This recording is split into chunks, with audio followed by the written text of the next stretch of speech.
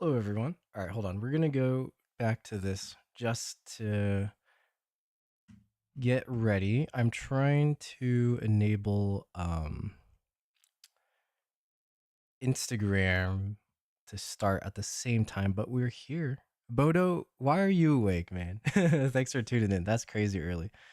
Let's go. All right. Um, this is going to take at least 4 hours. This might take a while. We're going to see how this plays out, but I have some things planned, so we should be good. But yeah, okay. Give me 1 second, everyone. I think y'all can hear me, so I think we're good on that end. But yeah, we'll be started very, very soon. Hello, everyone. All right, that's working. That's good. Okay, I'm gonna try this multi-stream chat again. Hopefully, this works. And then let's see if Instagram's gonna work too. So I'm also curious how long Instagram is going to allow me to stream.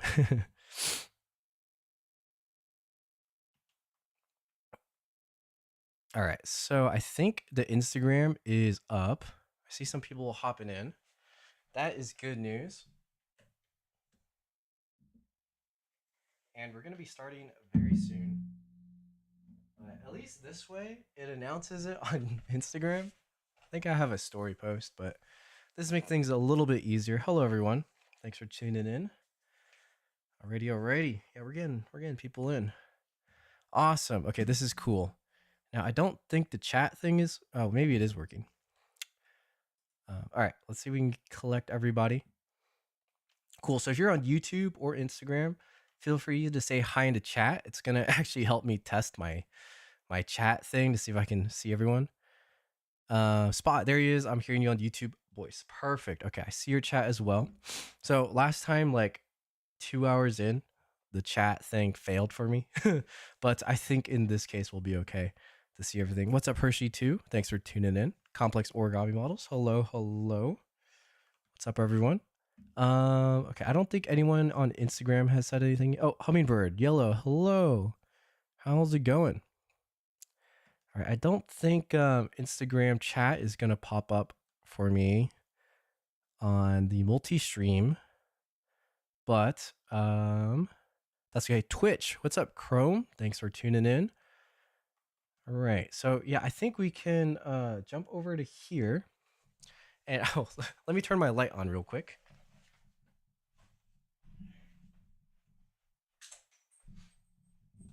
There we go. That's more presentable, right? All right. Hello. Good morning. What's up, Mark? Greetings. I unfortunately only speak English. So I'm not sure what that means. NXT. I'm so sorry. But hello, everyone. Hershey saying hello from Twitch as well with that sub. Greetings. All right. Thanks for the follow. Asher or Ash. I think it's Asher. Thank you for the follow. All right. This is cool. It's Hindi. Okay. Yeah, unfortunately, I can't read that, so I do apologize. If you translate it for me, I'll be able to respond to English. All right, I think we're just about ready to go. So as you can see, we have. Oh, and this is the wrong stream schedule. Okay, hold on. Let me change this to the right one. Okay, there we go. That's our correct stream schedule. So we got an interesting stream today. I'm pretty excited about it. It's been 2 weeks since the last stream, and last time I teased the idea a little bit.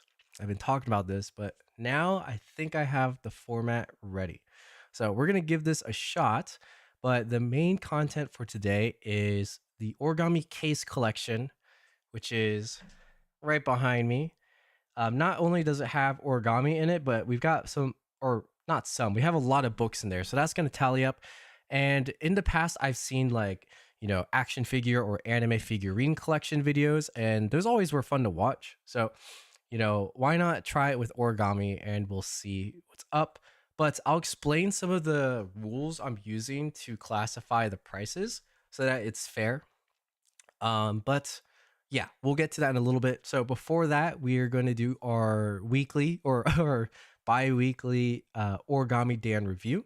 We're going to check out some cool origami that we haven't seen yet in the past 2 weeks. And then we'll get into the main content, and that'll give people some time to kind of settle into the stream. But yeah, hello everyone.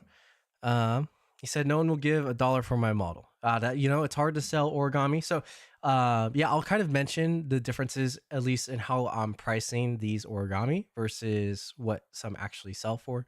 So yeah, I'll talk all about that. But hello.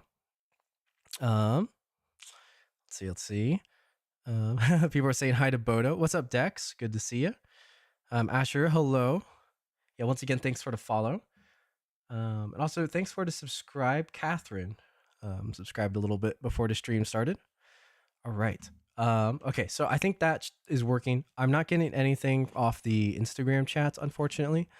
So if you are watching from Instagram, then feel free to hop on over to YouTube to chat, and I'll answer whatever questions you might have, as long as it's related to origami. But yeah, I think we're doing good. I'm gonna just do some final checks on the live stream just to make sure things are up and healthy on the connection. Okay, we're gonna go to the control room. Okay, so this is looking good. Sweet. I think Twitch is going well as well. Let's look at that really quickly. Stream manager. All right, we're doing good here too. Perfect. Alrighty. Let me close this for now. I'll keep this one open. Alrighty. I'm not leaving. Cool. Do you know any Hindi words? No, I do not. Sorry. Only English for this stream. So, yeah. Len. Sorry, I can't pronounce your whole name. I'm even bad at English. But hey, just got here. Hey, thanks for tuning into the stream.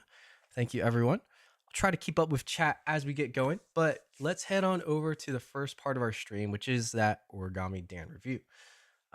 Also, what's really exciting is I have some new tools. So I'm able to draw now on the stream. So that's kind of exciting. It's going to be easier to like point out details that I want to show. So yeah. Okay, so let me also just change the format a little bit for this. I think I can put the stream schedule. Okay. First time on Instagram. I guess the format's going to be a little bit weird, but as we go on, I'll probably figure it out. Miko says hello, and Drayden, hello. Greetings, everyone. Thanks for tuning in. Yeah, this is an exciting stream. And actually, before we get into this review, I know I'm going back and forth a little bit, but why was I gone last week? Why was there no stream? And I kind of kept it a secret, but I have something to share that's kind of exciting. So, how many of you in chat are familiar with the folder Mayunchi? We've featured his folds many times. He's very good at shaping. Let's see some people. Do you guys know Mayunchi? Yeah, you know Mayunchi. Yep, that's right. Oh, Sadar, hello, greetings. Yeah, okay. Complex Origami knows. So I actually went to his wedding.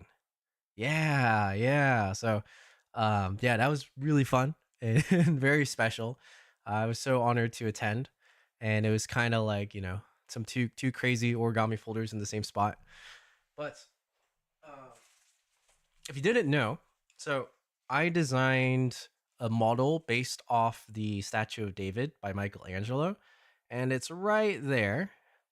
And Mayunchi folded it with his shaping, and actually was displaying it in an exhibition in Germany, in Berlin.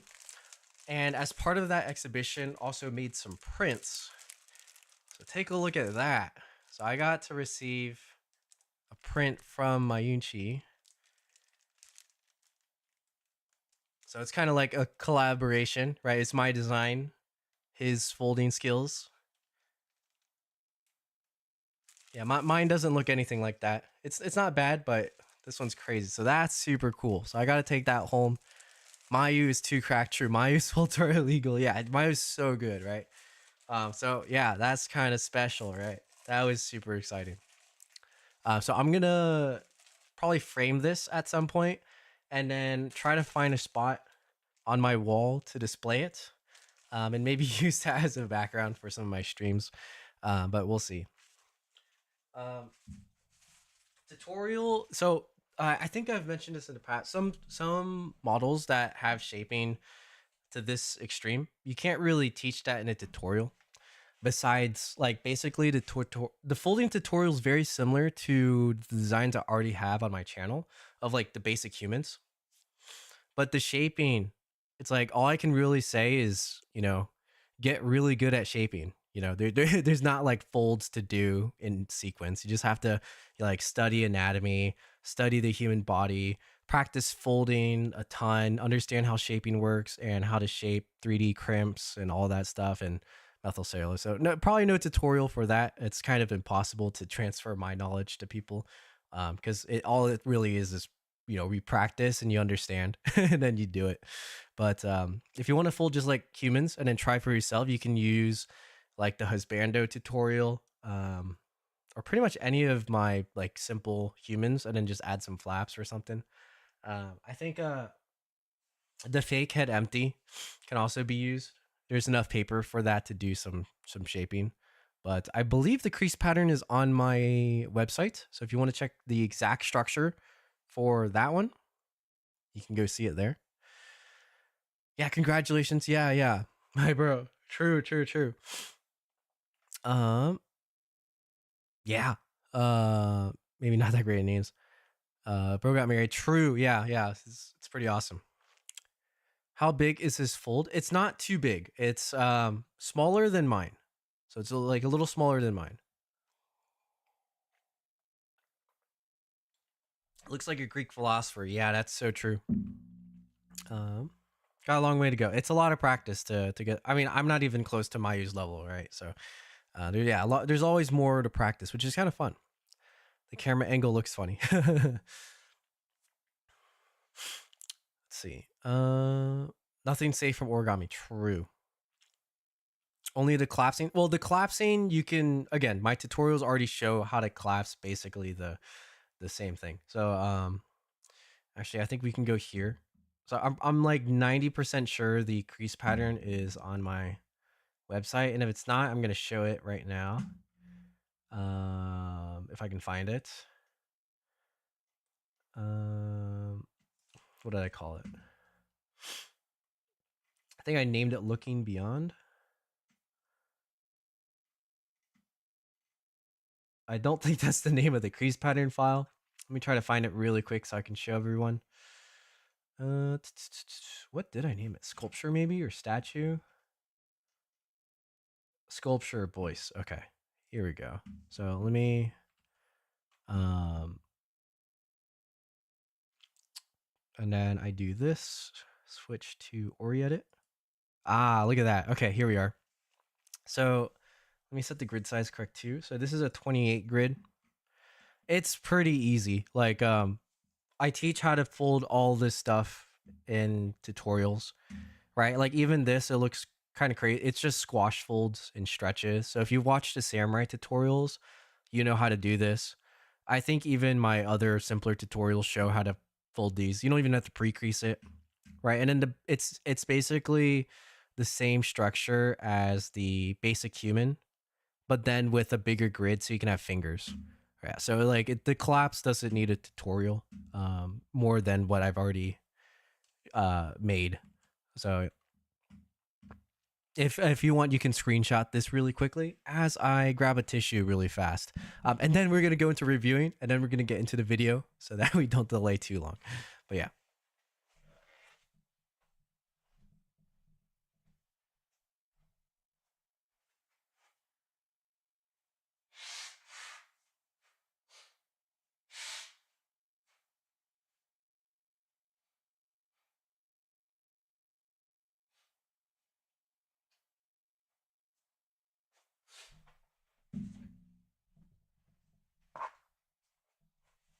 Alrighty. I might have to grab a tissue every now and then. There's a lot of pollen in my area right now, so my nose is crazy, getting crazy reactions to the allergies.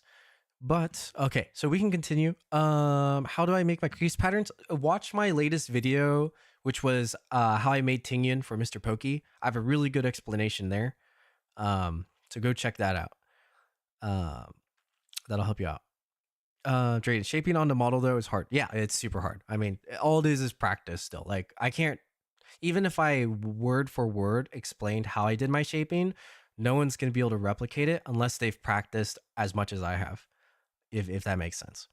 Um, one's hands can learn technique, but the art is exactly. Yeah, that's a great way to phrase it. Spot.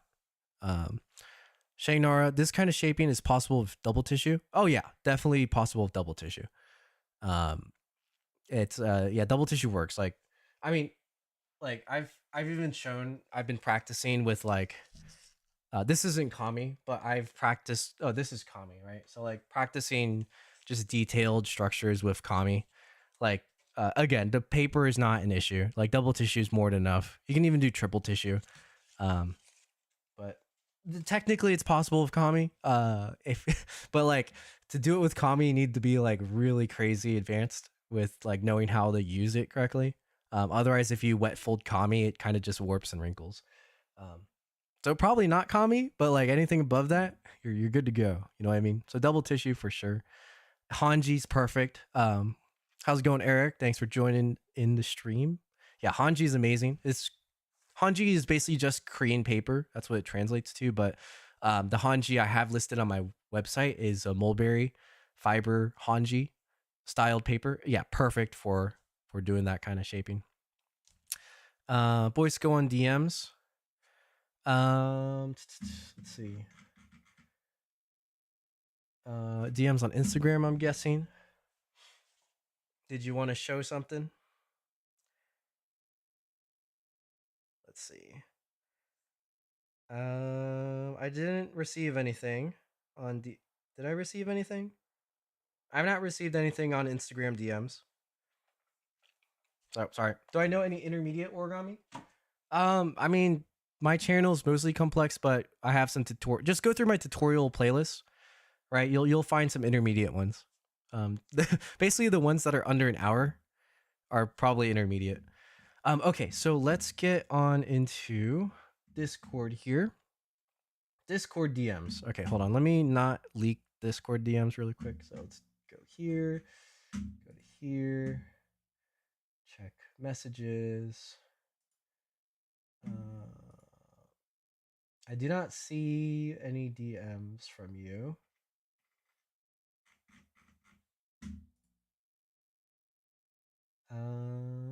I don't see any messages.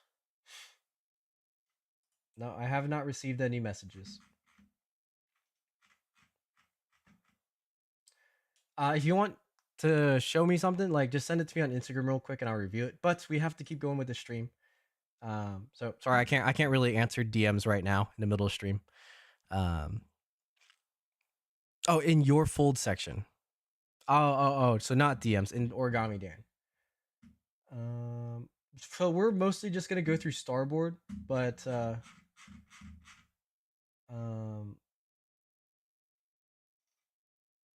okay, so this is the wrong channel. If you want to ask a question, go to Progress Spam and ask your question here. So this will be the spot to ask questions. That or go to the help channel, but I wouldn't put it. Don't put it in this channel. This is for completed folds. Oh, I'm not even showing it. So complex origami. Try asking again in this one. So progress spam. This is for progress, and you can ask for help here. Or if you like are asking for more help, ask in the help channel, and that'll be for you. Okay, so let's start on this Hall of Fame.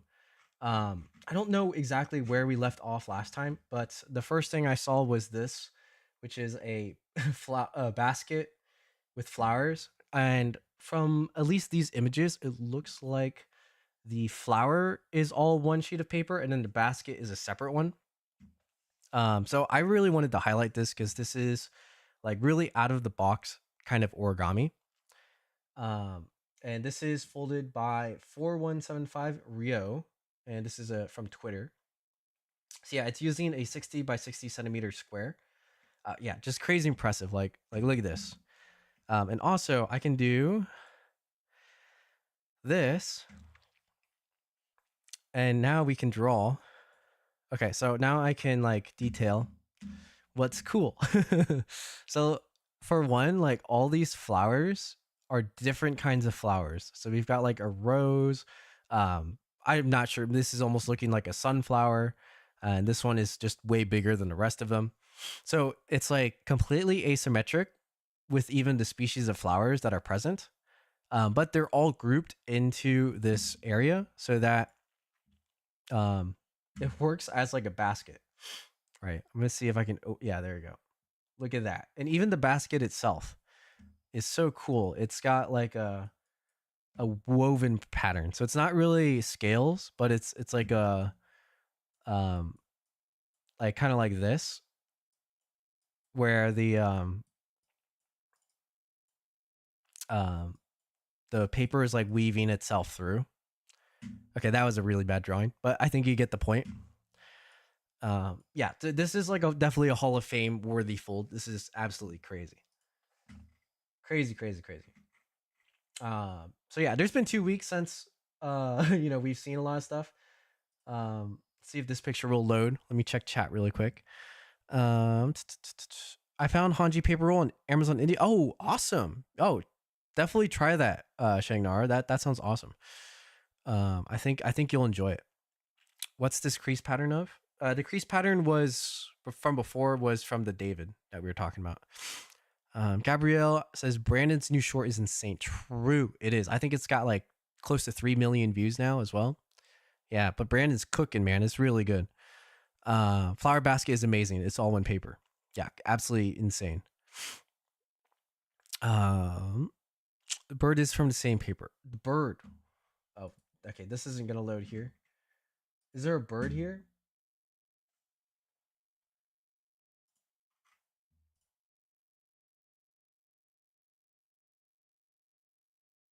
I don't see the bird. Oh, I think I wait. Is this, yeah.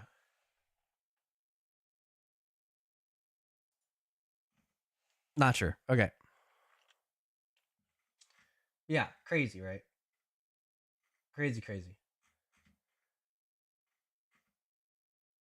Uh, 5:30. Okay, did we see this? I don't know if we saw this. Maybe we reviewed it last time. This is by is this Ivan, or is this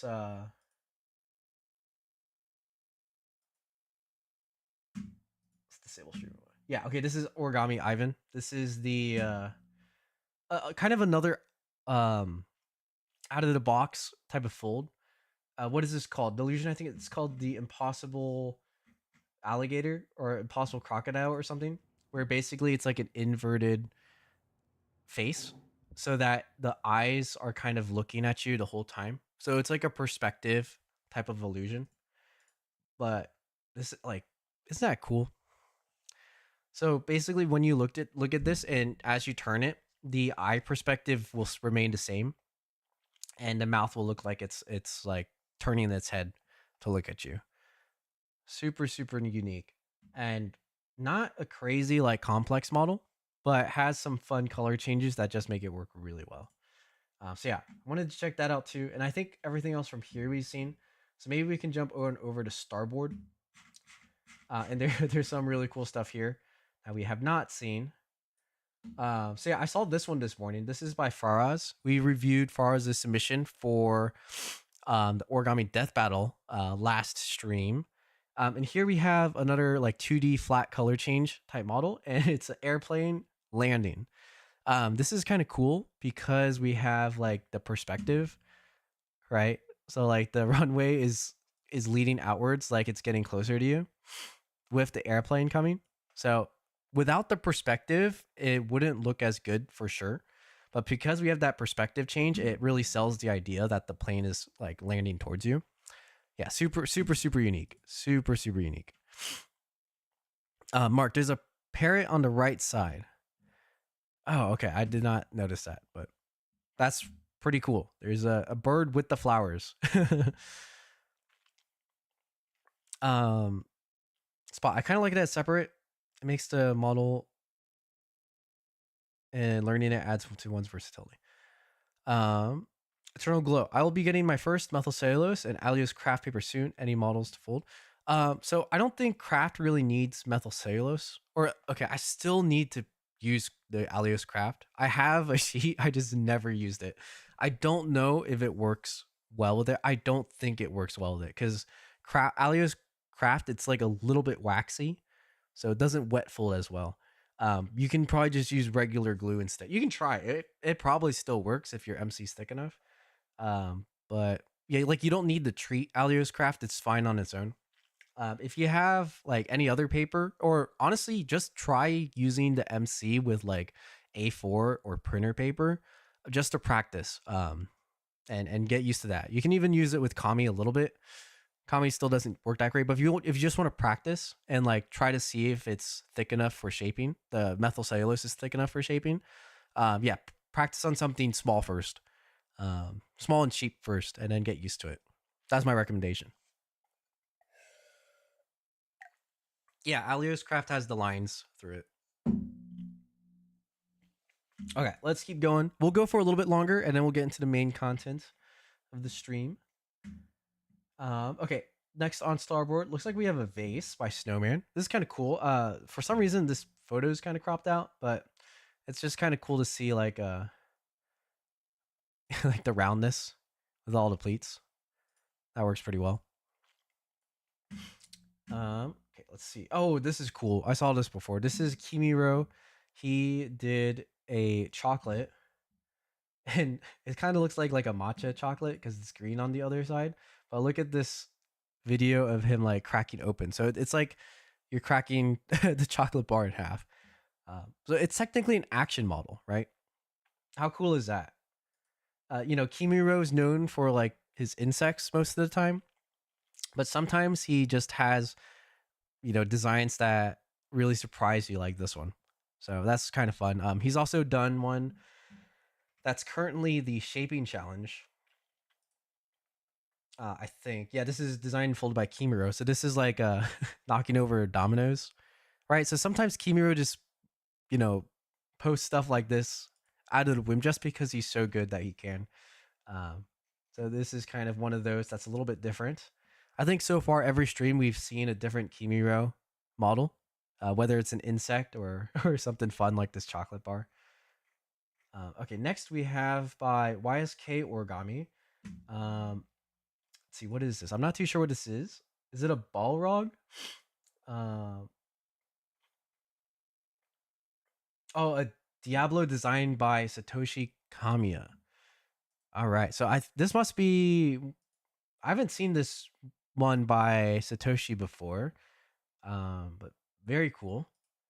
It's probably from a video game, and I am just not familiar with with the source materials from, but very cool.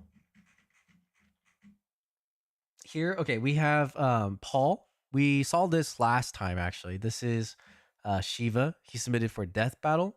This time it's like reshaped and rephotographed a little bit nicer, so that's really cool. Is parchment paper okay? Parchment paper works. It's good to practice on. I showed in one of the previous streams my friend Mark Thompson, who folded like every single complex insect from like the 2013, 2010 kind of era with parchment paper, and folded it well. So yeah, you can definitely use it. Did you see my big boy on Discord? Briefly. Sound of cracking with so sass. Did you hear my fingers crack? Haylot says that one is sick. Shiva, true. He posted on Twitter. Yeah. It's super cool, right? And so from some comments, these things. Originally, I was wondering what these were. So this is flames that's being held, which is really cool. So yeah, just the texture in general, and then also Paul left a comment on the video that the structure is blinched frog base. So yeah, it's I think I was describing that Paul a lot of times can take like a pretty simple base and just you do a lot of shaping and manipulation to the existing flaps to get super cool details like this headpiece, right? Or even using it asymmetrically for the details in the clothing. So yeah, very very cool. Definitely a style that Paul is bringing. All right, next we have a fold by Mason. This is the Satoshi Hermit Crab. Very nice. That's a fun model. And here we have folded by Beetle. This is an Ankylosaurus designed by Imai Udai. Ime Udai. This is, oh, look at this. So this right here, the little eye line, like right there, that's a nice addition. That's just like extra detail to the shaping to make the head look a lot better. But even still, like you can tell how nice details were taken care of in just shaping out the leg. So instead of just leaving the leg like you know, like a flap like this, there's like a lot of curves that's just built in to the shaping to make it look really nice. Like even just the slight curve in the tail speaks volumes to the shaping. So nice fold, very nice fold, Beetle, very cool. Another one by Faraz. This is these are so cool, man. I tried to learn how to design these, and I didn't get very far, but these are really fun. These are super super fun. Yeah, I like them a lot. Yeah, true. Okay, let's just check out a few more, and we'll get into the main content. Okay, this is by Louis Bobby. This is a rhino. This is Louis Bobby's original design. Very nice. It's like very angular, right? Look at this kind of geometric style seams and shaping. Very cool. I think it makes a nice rhino shape, especially for how the horn, like, it's just made of triangles. So super geometric, really nice looking. It helps make it look very clean, actually. Um, Even like the ear, right? You have a nice rhombus for the ear. Super, super cool. Nice design. Okay, and here we go. We can end on a Kimiro insect. So this is what we see mostly from Kimiro. This is a camel spider. So some people might be freaked out about these. I think they're pretty creepy too, but they're kind of cool at the same time. Um, yeah, again, like look at just these uses of pleats to add volume and shape around this. Like that's pretty insane. And all these little joints for the legs. Like it just helps add to like the creepiness factor of the camel spider. At least I think camel spiders are pretty scary. They're not very dangerous, but I've heard that they scare people because they're trying to find shade, so they use people's shadows as like shade. So it makes it look like they're chasing you, but they're really just trying to stay in the shade. Something like that. I don't know if that's true or not. That's just what I've heard, but that sounds scary, right? All right, there's some other cool stuff over here. Okay, maybe I said we are gonna end on that. Check out this. This is a hidden. Um, it's just basically a tile tessellation, but when you shine light through it, you see hearts. This is from Plant, the plant psychologist, one and only. Very nice. This is kind of a cool concept. I saw a Schrodinger's cat idea with this as well in the past. So some people are starting to use light. That's really cool. Also, one of my first origami conventions, I met James Ward Peak, who was using light manipulation with folds as well to just create different patterns. So I think there's still more room to explore this kind of idea. In James's case, it was with corrugations, so like non-flat models. In this case, this is like a flat tessellation. Um, yeah, very very cool, very cool. I saw the short. Yeah, it's super neat, right? Yeah, pretty insane. All right. Let's go on to. Okay, so I think that's gonna wrap up our origami Here, let me switch it over to here and here. That's going to wrap up today's Origami Dan review. If you'd like to be featured on the Origami Dan review in the future, I'm pretty much only going over things that are in Starboard or in Hall of Fame. So if you post your folds in Discord and they get a certain amount of stars, then we'll definitely go take a look at some of those. But otherwise, if you're watching, I think Complex Origami posted something here. Called it what do you call it?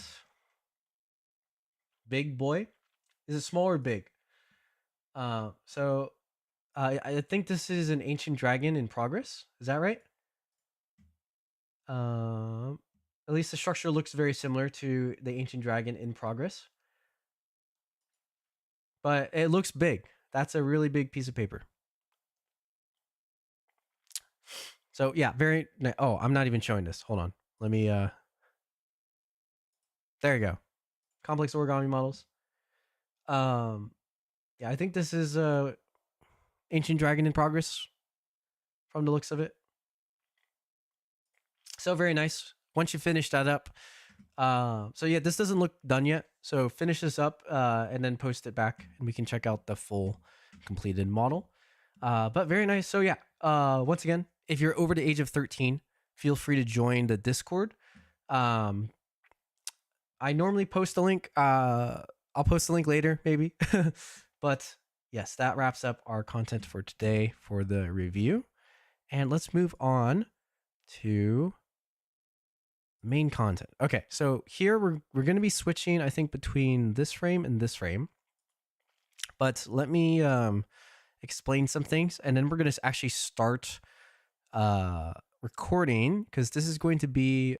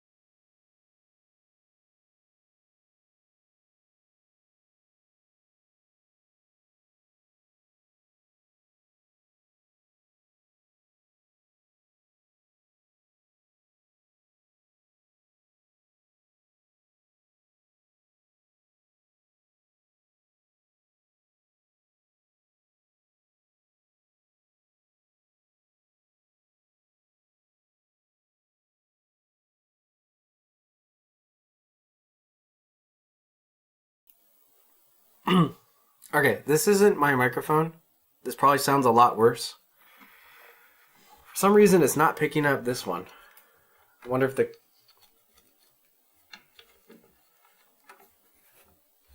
cable got unplugged or something. What's up, Steve? Okay, give me 1 second, everyone. We will need this microphone to record the audio. I do have a backup one, which isn't as great. This is the first time I've had a problem. Okay, hold on. Device is not registering. Let me find where this is plugged into really quick. 1 second. Sorry, everyone, for the inconvenience.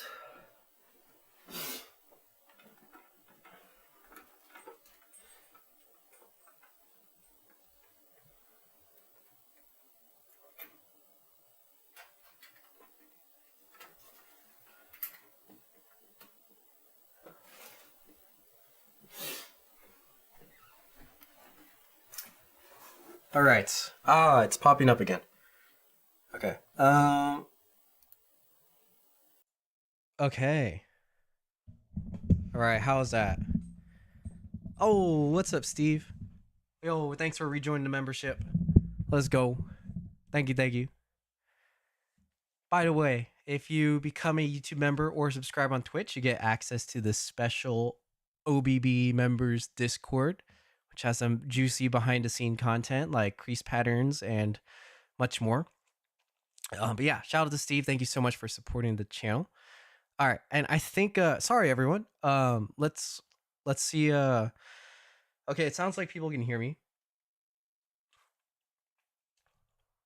Cool. Okay. Scary moment. I don't know why it disconnected, but I think we're good to go. All right, so let's close this for now. Let's go back to just me, and we're gonna get into the content as well as the YouTube video. So okay, let me get the chat box like here. Oh, thanks for the follow. Haylot TT. Yeah, thanks for following on Twitch. Hello. And welcome to the stream. Unfortunately, my Twitch chat isn't working very well. So I won't be reading as much. If you have questions, feel free to jump over to YouTube and we should be good from there. But yeah, okay, let's kind of explain things. I think I'll start the YouTube intro and the recording first, and then we'll get into everything. But I'm gonna grab some water really quick. So we're gonna quickly be right back. I know we just had like a pause of the stream.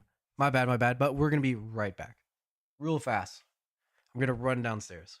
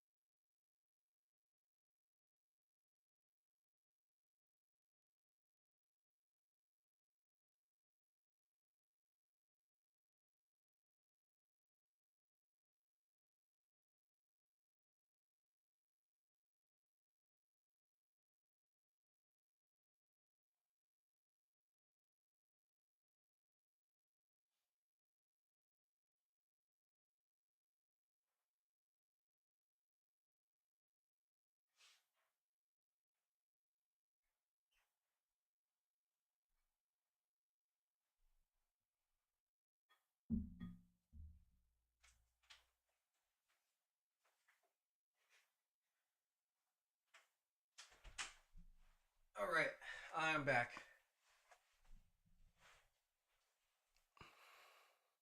Yo, thanks Shignar for telling people to like the stream. Yeah, that it helps me out. It helps me out.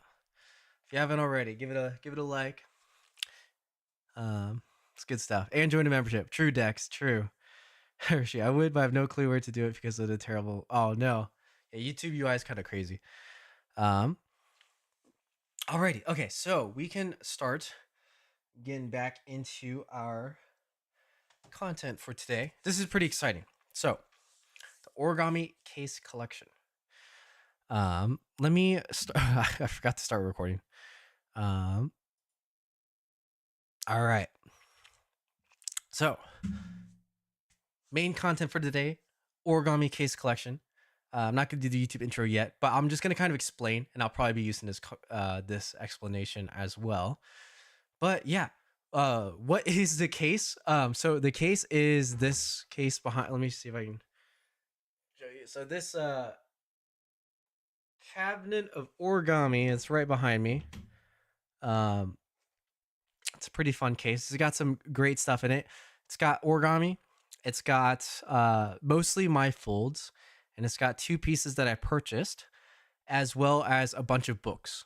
So we're gonna be kind of reviewing and kind of totaling the origami for this, the value of it. And the reason isn't to like flex or anything, but I always like to think that origami has value. And there's definitely been a lot of talented folders and designers that are up and coming that are pushing origami to be an art. And I think it deserves value. And I just think that, everyone's work deserves value. So you can start to kind of gauge, what origami is. It's not just a craft anymore. There's potential for it to reach, heights that have some value. And at least from what I've personally sold and what I've seen other people sell and what I've bought from other people, right? I think it definitely has value in certain cases.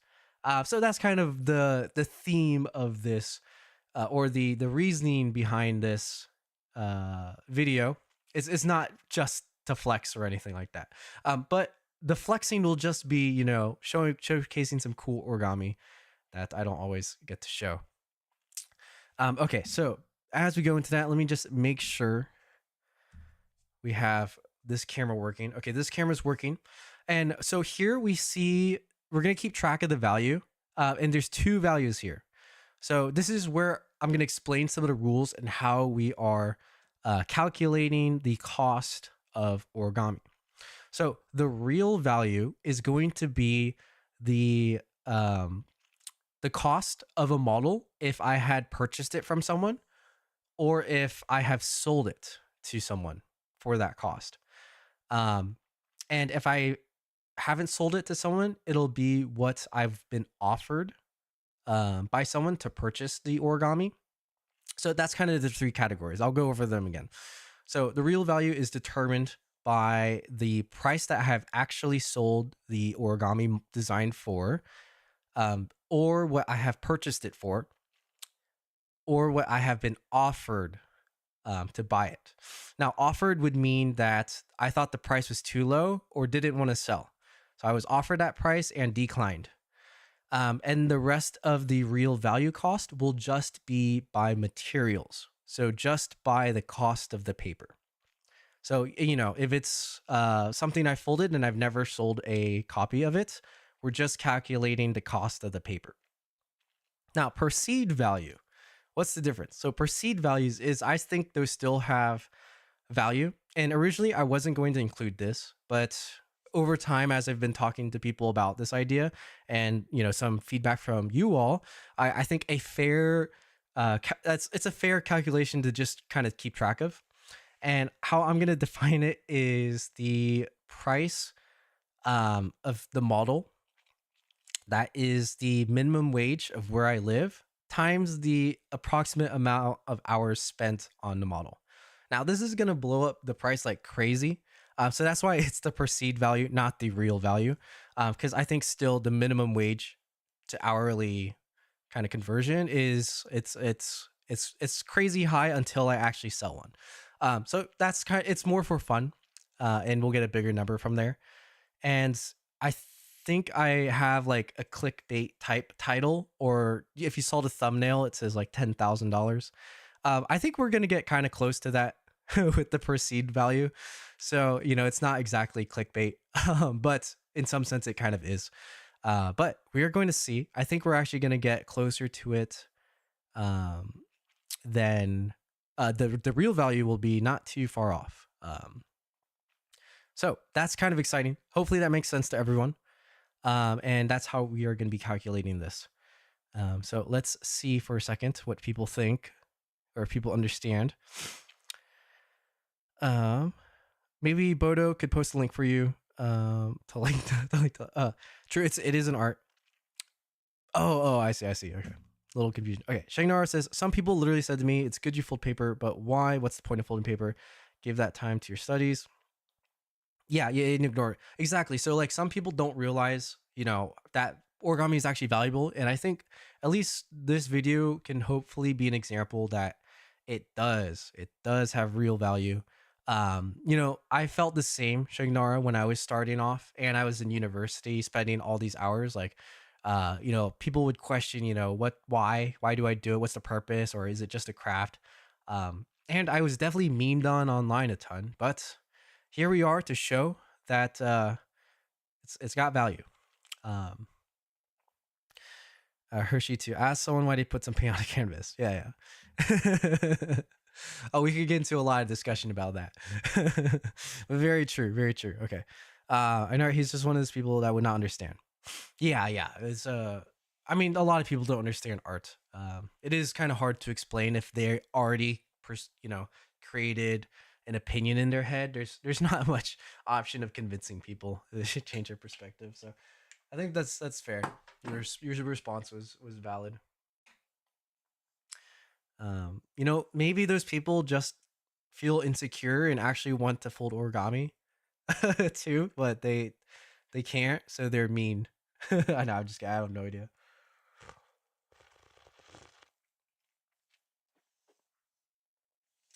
Spot says, figuring out how to charge your time element is a problem every artist has trouble with. That's so true. And yeah, that's why I'm like, I don't really do by an hourly rate when I actually sell models. I have a different kind of pricing model, which I think we can explain once we get to the first one. But yes, okay, so that was the rules. Let me do a quick like YouTube intro with like the YouTube voice. And if you want everyone, if you can just like type in hi YouTube or hi YT and your name might pop up in the video. But this should be pretty fast and a little awkward. Okay. We're going to do a 3, 2, 1. Hey friends, welcome back to my YouTube channel. Do I ever say that? Normally I just say, hey friends, welcome to this video. Okay, the title of this video is, oh man, okay. So I was thinking the title is going to be my $10,000 origami collection. Let's just run it. Clickbait or not, it's for fun. All right, 3, 2, 1. Hi friends, welcome to my $10,000 origami collection video. And today we are going to be checking out origami in that case right behind me. That's gonna total maybe somewhere in that mark, as well as the collection of books I have, which are on the bottom of the case. So I'm super excited to share this with you all. Let's get to it. Okay, that was, oh man. Life, that's what it's like to be a YouTuber. You gotta pull those intros. Okay, so sorry about that. Let's get to reviewing our first model. So I think what we're going to do is we're going to start with this case and go from the top row down. And that's going to give us a good kind of set mark. And so to set that up, I'm actually going to take this down and I'm going to I'm going to put the chat a little bit lower. And I'm going to have our tally on this screen as well. I don't know how much I'll be in this frame, but we'll have it here just in case. And the Instagram is gonna look kind of weird, but we're doing this for the YouTube video. So sorry, Instagram. You kind of get a little bit of a a blank screen. Okay, maybe I'll make the chat box for Instagram like a lot bigger. Okay, there we go. All right, so we have real value, perceived value. I think that looks pretty good. Okay, over here, that looks good too. And then I have actually a text document where I'm typing this stuff. And if I save it, then that is going to be how we do things. All right, so let me start here. So let's start with the top case. I'm going to grab our first model.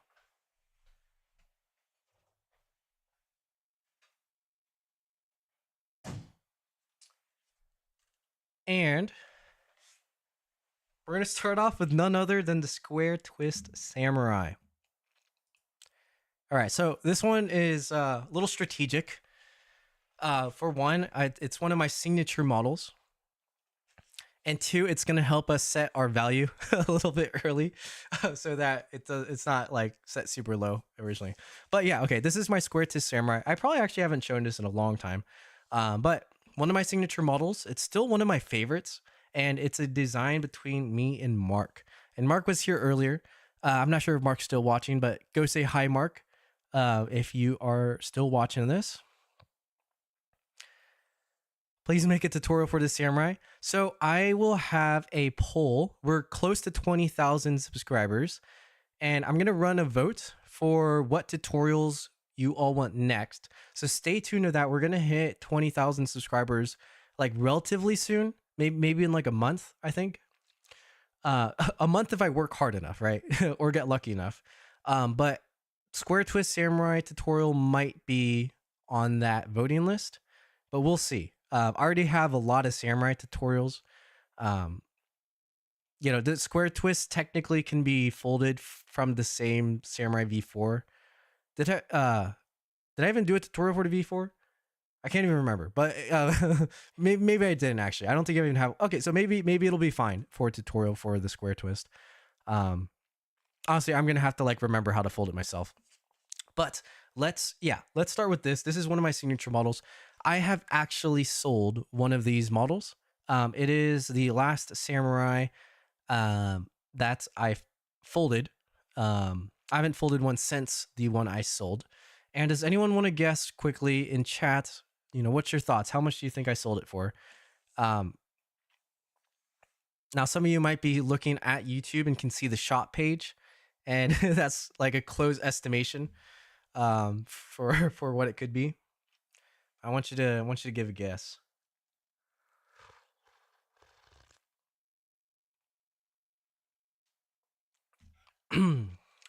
Oh yeah, I got coffee in addition to water. So we're set now. We're gonna be awake and hydrated.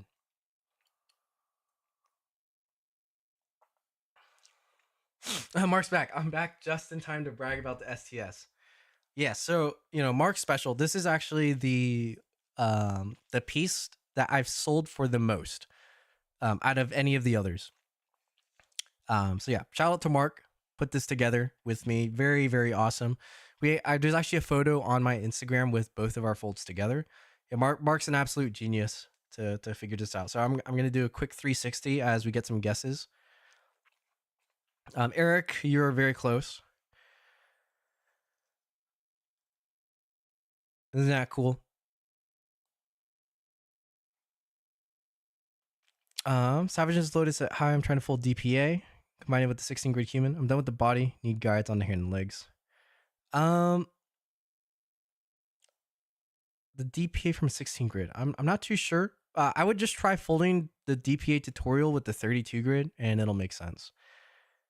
Shagnara, this is my favorite model. Mark, nice model.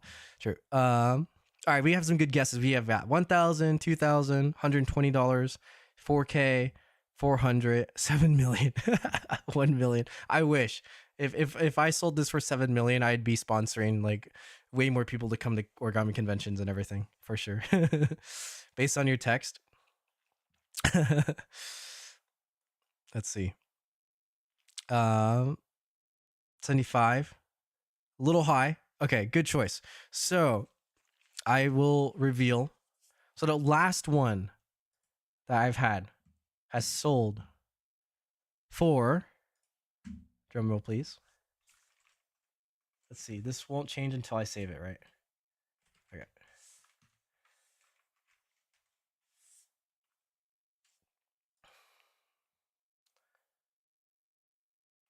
And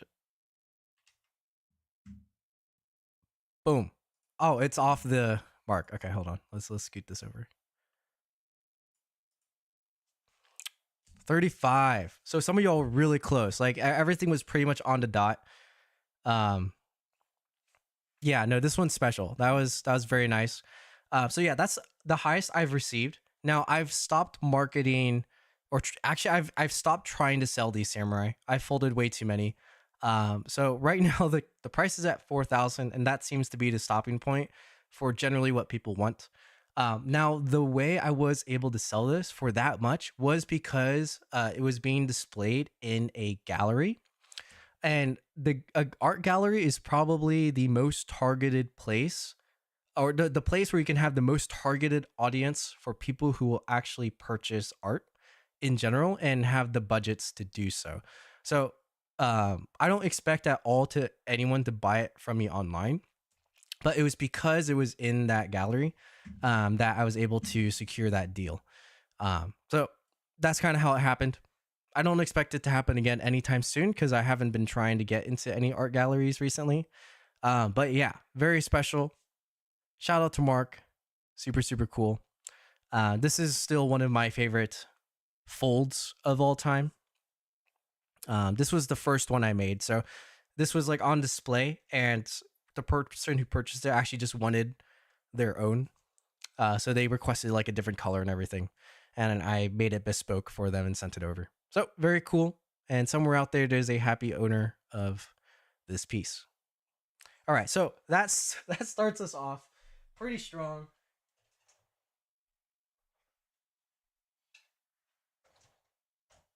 We're gonna go to the next one. What's the next one gonna be? You've all seen this one recently. Yeah, DPA Sword and Shield. Look at that.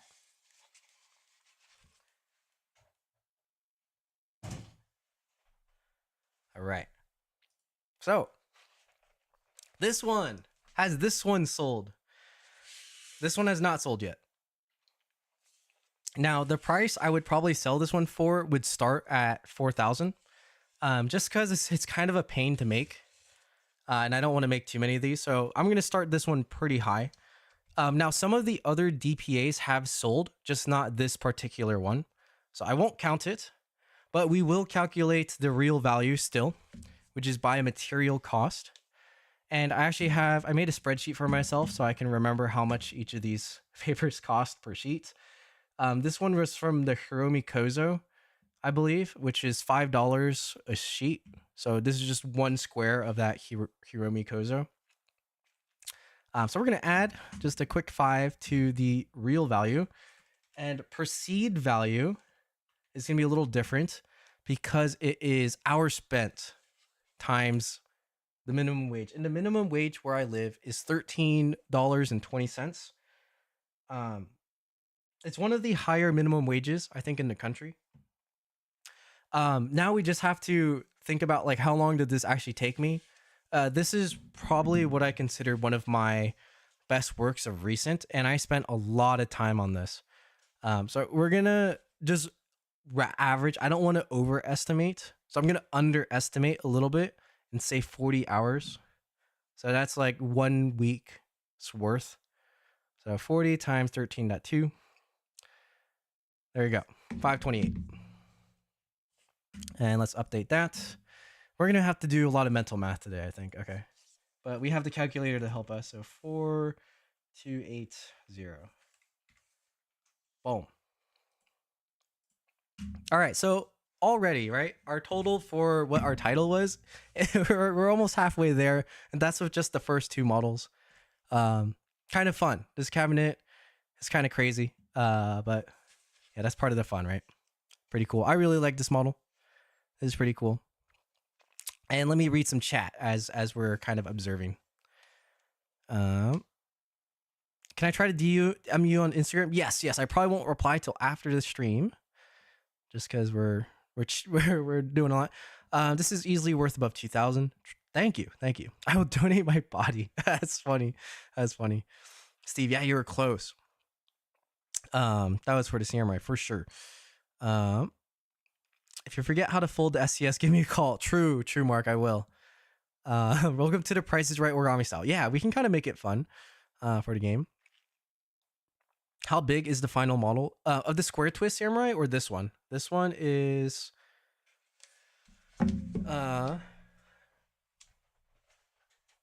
here. This has centimeters on it, I think.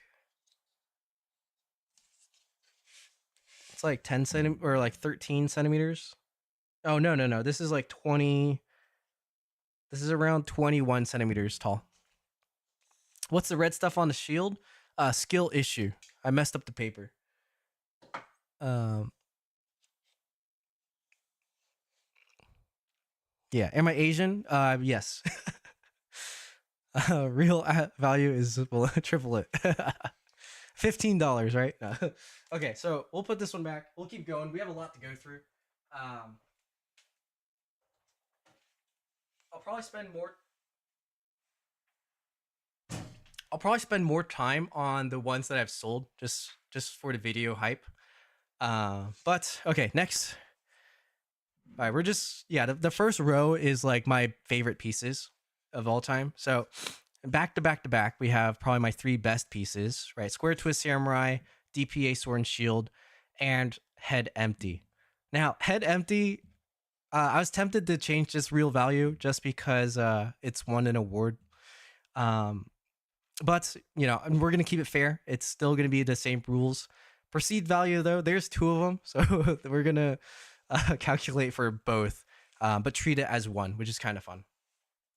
But I feel like I could sell this if I wanted to. I just haven't. But this is some of my favorite. Like this one's so cool. I think even if people offered it to me, I would have to refold and make a new one, which I was thinking of doing. I was just thinking of making a bigger one to sell because I love this model so much. I don't want to part with it. There's like almost no amount of money that would want me to just give this one to someone else. So I'd make another one so someone else can have it. But yeah, so this one is this is made from what is this? This was also Hiromi Kozo, but like I'm gonna count as one sheet because it was kind of made from the same amount of paper, but then tissue paper on top. So tissue paper is like negligible. So I'm just gonna add the $5. So we're at 3,510 for real value, and then perceived value. Each one of these, they didn't take as long. So I think both of them were about 30 hours of work. So that is 396 plus 4280, 4676 is our current total.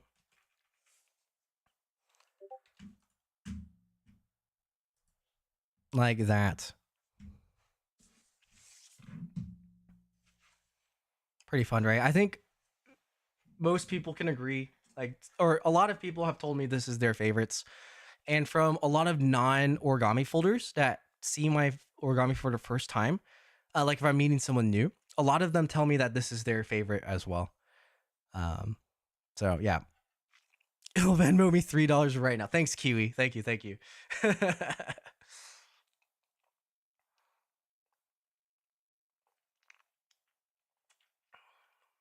Incredible. Thank you. The head lifted one is sick. Yeah, thank you. I just realized I don't have a single model I've ever made, only partials I kept for pattern reference. Yeah, that happens a lot. I have a ton of uncompleted models. I actually had like a full bin next to my case. I don't know if you can see it, but like over here, they're underneath. This is like the paper row. Underneath that is my incompleted models thing. So it's like a full rack of just like uncompleted models and like models I've put to the side as like side projects. So yeah, that's relatable, very relatable. Okay, let me fix this. Put it wide enough. And on Instagram, it is also off the frame. So let me. My camera is shaking way too much. Okay. Yeah, there you go. I DM'd you the head empty I made. Okay, cool. I will check it out later and I will get back to you. But thank you for folding it. That's a lot of fun. Also, a lot of people, they want a tutorial for this. Again, this one's never going to get a tutorial. But I'll give some tips. Like if you want to see the 3D view of this, right? This is what it looks like.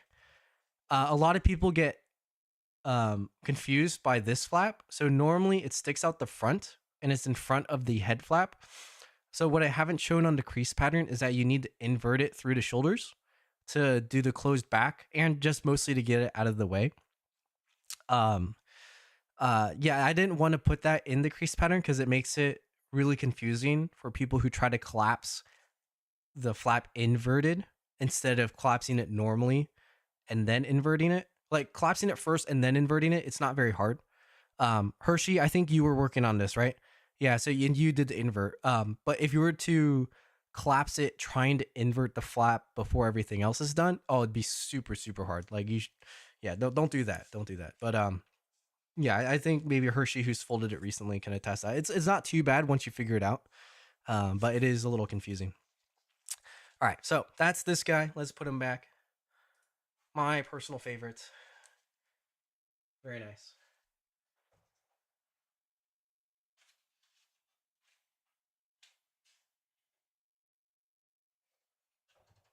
All right. Next up, okay, we're gonna do, I think, multiples at once, just to save some time. These ones are not as common as some of the others, or not as popular. Maybe because it's been a little bit while. But I do like these a lot. So these ones are some of my more conceptual ones that I've left up to people's interpretation. This one's a little bit more obvious what I was going for, but this one's named Housing Crisis.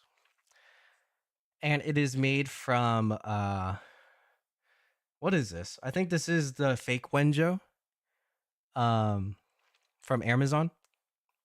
So it's the brand that it looks like the real Wenjo brand, but it's different seal. So it's not. And this was from the same thing. And I can tell because you can kind of see those lines running through, right? So these will share the same price, same square. This one is called Cliffhanger. It used to be taller, but this is kind of floppy and you can see through it. So instead I've turned it into its own stand so it can stay up on its own. But it's still kind of cool, right? So these are pretty fun. And they took around the same time. These ones to fold both took around 10 hours each. So let me first add, I think the fake Wenjo is like $4 or $5 per sheet. Three, it's even cheaper. Okay, so for the real value, we're just gonna add 6 here, and then for perceived value, we're gonna do we're gonna combine, so both for 10 hours about, so we're gonna do 20 times 13.2 plus 4676 gives us, oh, we're really close to 5,000. All right, there we go. That is our updated pricing. These are really cool. Mark loves the head empty. True. Steve, hey, there's a question. What kind of glass cases are those? I'm having a serious small creep and overcrowding. So these are from not Amazon. These are from IKEA. They are. Oh man, I forget what the names of them are. Steve messaged me later. IKEA, like they used to have other ones, but they renamed it, I think. And then these are different. Those I'll find it for you. I'll let you know. Yeah, so send me a DM to remind me about the cases. They're pretty nice cases. They're not super cheap. They're not super expensive. But I would say for the price, it's definitely worth it. But man, it's really heavy. So just be careful like building it, because the boxes were crazy to get into my room. Um, yeah, IKEA. Okay, yeah, you should be able to find it. The thing with these is they're the ones with like a little bit wider legs, so the legs go out a little bit, so you can't like put them right next to each other. There's another case by IKEA that you can. These ones are not those. So I think these ones are like they're like taller, but they're a little bit wider. Um, what's behind white and red? The star. Oh, we're gonna get to that once we get to the second case. But that is my. Oh, okay, I can just say it. That's my second place trophy or certificate for the IO competition. Hershey, yeah, I was working on it. It's just scary to stick through because it feels. Yeah, that's true. That's true. Um, they're on Amazon as well. Oh, okay. Yeah, you can probably find them on Amazon as well. Cool. Okay, so let's move on to next ones.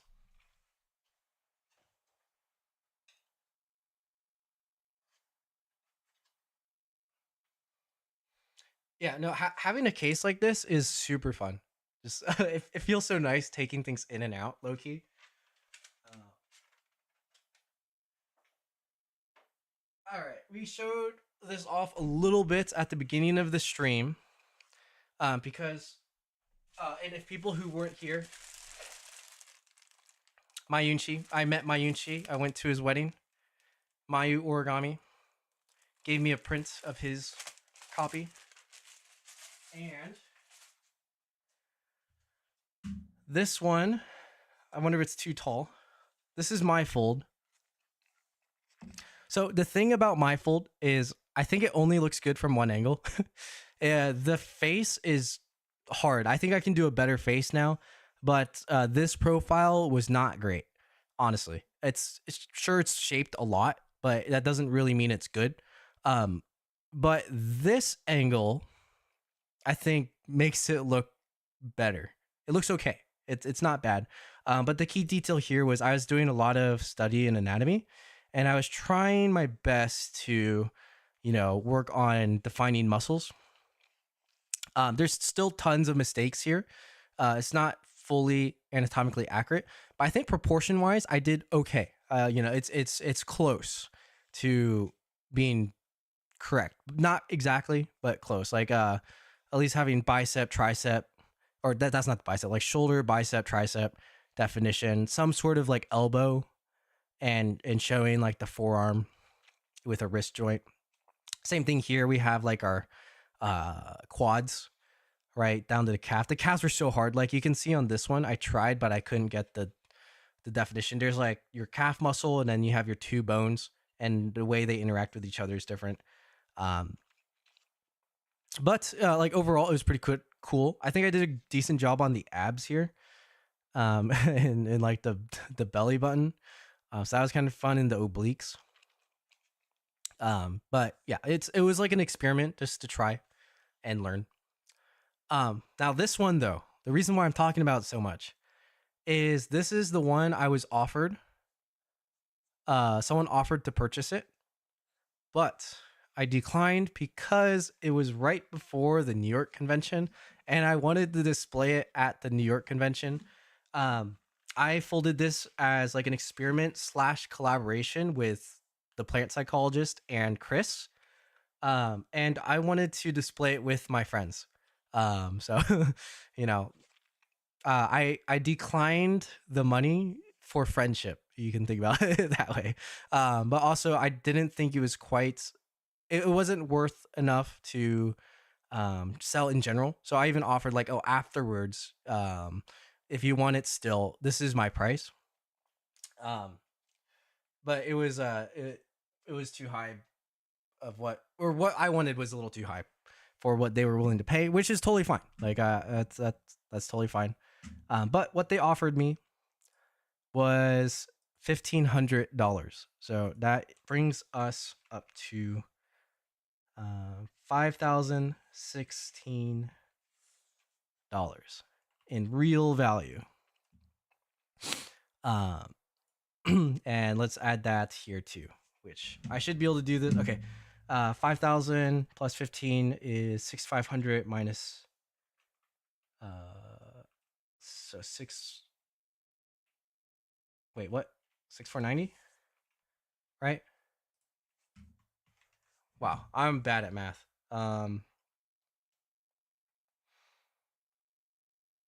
6,440.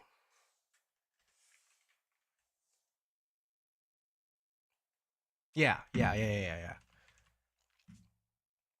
There you go. That's the story behind that one. I think it's still pretty cool. I probably won't sell it, even if I was offered that price again. Just because it's kind of cool.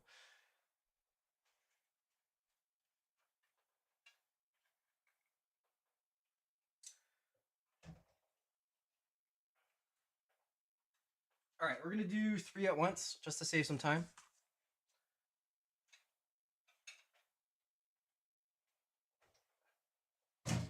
And then we'll do the next 2 together as well.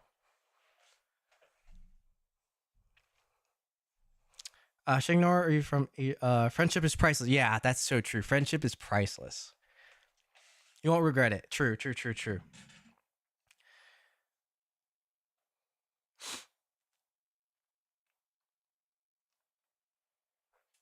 All right. Ooh, coffee is good. Okay. So next up we have let's put this one to the side for now. Let's look at these 2. So this one's alone. This one did not take very long, nor is the material very expensive. It's on a box of printer paper. I'm not even gonna factor that price.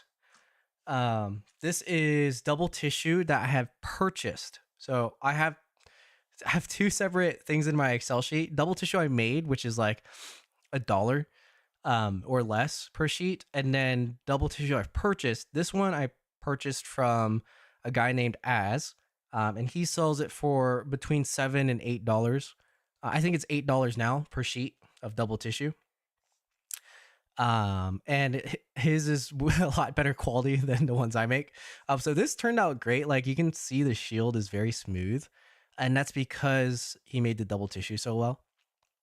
Now, this one I'm giving some more attention because I'm actually teaching this at the New York convention. It's a very big risk for me actually in teaching this.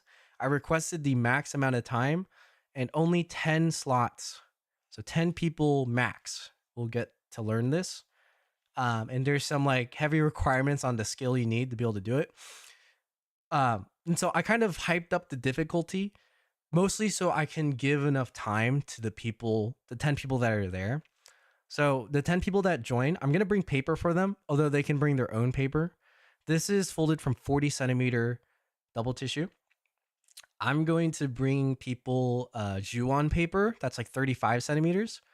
So it's going to be a little bit smaller, but I think it'll be fine. A little bit thicker paper, but we should be able to get through the collapse relatively quickly and start shaping it. Not everyone will finish their shaping just because methyl cellulose takes a while to dry, or in this case, we're going to be using glue to shape just because it's a little bit faster. But that still takes some time to dry. But it's not too hard once you know what to do to start shaping it. So I think that'll be a really fun class, but it's definitely like normally I would never teach something like this, but I thought it'd be pretty cool just to try. And later on, when we hit 20,000 subscribers, this is also going to be an option to make a tutorial from. So potentially in the future, you all will be able to fold this as well. This model honestly would be really great as a tutorial. I'm personally hoping people vote for this one. I think it's going to be a better tutorial than the square twist samurai. Just because the square twist samurai is so hard, like the tutorial is going to be really brutal. This one is like the perfect size of complexity for a tutorial, in my opinion, and it still has tons of shaping options. So I hope people vote for that one. Super cool model. This one took around like how long did it take? I'll say like 10 hours just because it was my first time and I spent a lot of time shaping it. You definitely don't need 10 hours to do it, but I went a little overboard on the first one. So we'll say that one's 10 hours. We'll say this one is 1 hour. And then this is rooted. This one's kind of cool. Um, so this one is a unique structure where it's got like it's got grounding, I guess, on two sides. So, you know, y- there's not like a full reason or concept behind it. But I've enjoyed listening to what people think and their interpretations on what this piece means. So actually, I'm going to offer that up in the chat. If you can, just like briefly type what you think it means to yourself. Like, what does it make you feel? Let's see what responses we get. But this one actually took me quite a while to make. This is made from I think this is also the fake Wenjo, so $3 paper. Yeah, I folded a lot with it. I'm actually almost all out now, and I switched to the Hiromi paper. But I think this was the fake Wenjo. And it took me around like 15 hours to shape. So I'm gonna run the calculations while y'all type what you think it means to you. Um, okay, and we're gonna do proceed value first. Okay, so 15 hours plus 10 plus 1. That's 26 times 13.2. That's 343.2. We're going to round down. So it's plus 6440.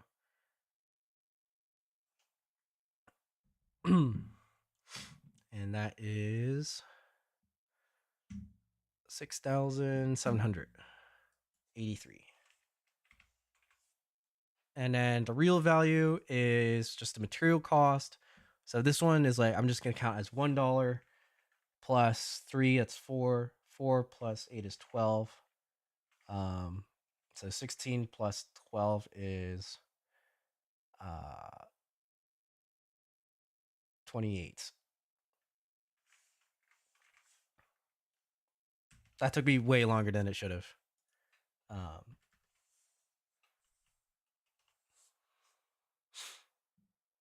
Okay, there we have our updated values. Let's see. Kiwi, in terms of selling, do you think it's only viable to sell humanoids? Secondly, do you think it's ethical to sell folds that aren't your designs? That's a great question, Kiwi. So I'll answer the second question first because it's easier. I don't think it's ethical to sell folds that aren't my designs unless I have explicit permission. So if I wanted to sell, say, like a Beth Johnson model, I would very much talk to Beth first and ask her. And if she says no, that's no. You know what I mean? And if there's no answer, no answer. Like, don't sell it. Just don't. In my situation, I don't really need to sell other people's designs. Um, but I think people should keep to that, right? Don't be too consumed by money. Even though I think it would be a lot easier to just sell Ryujins, right?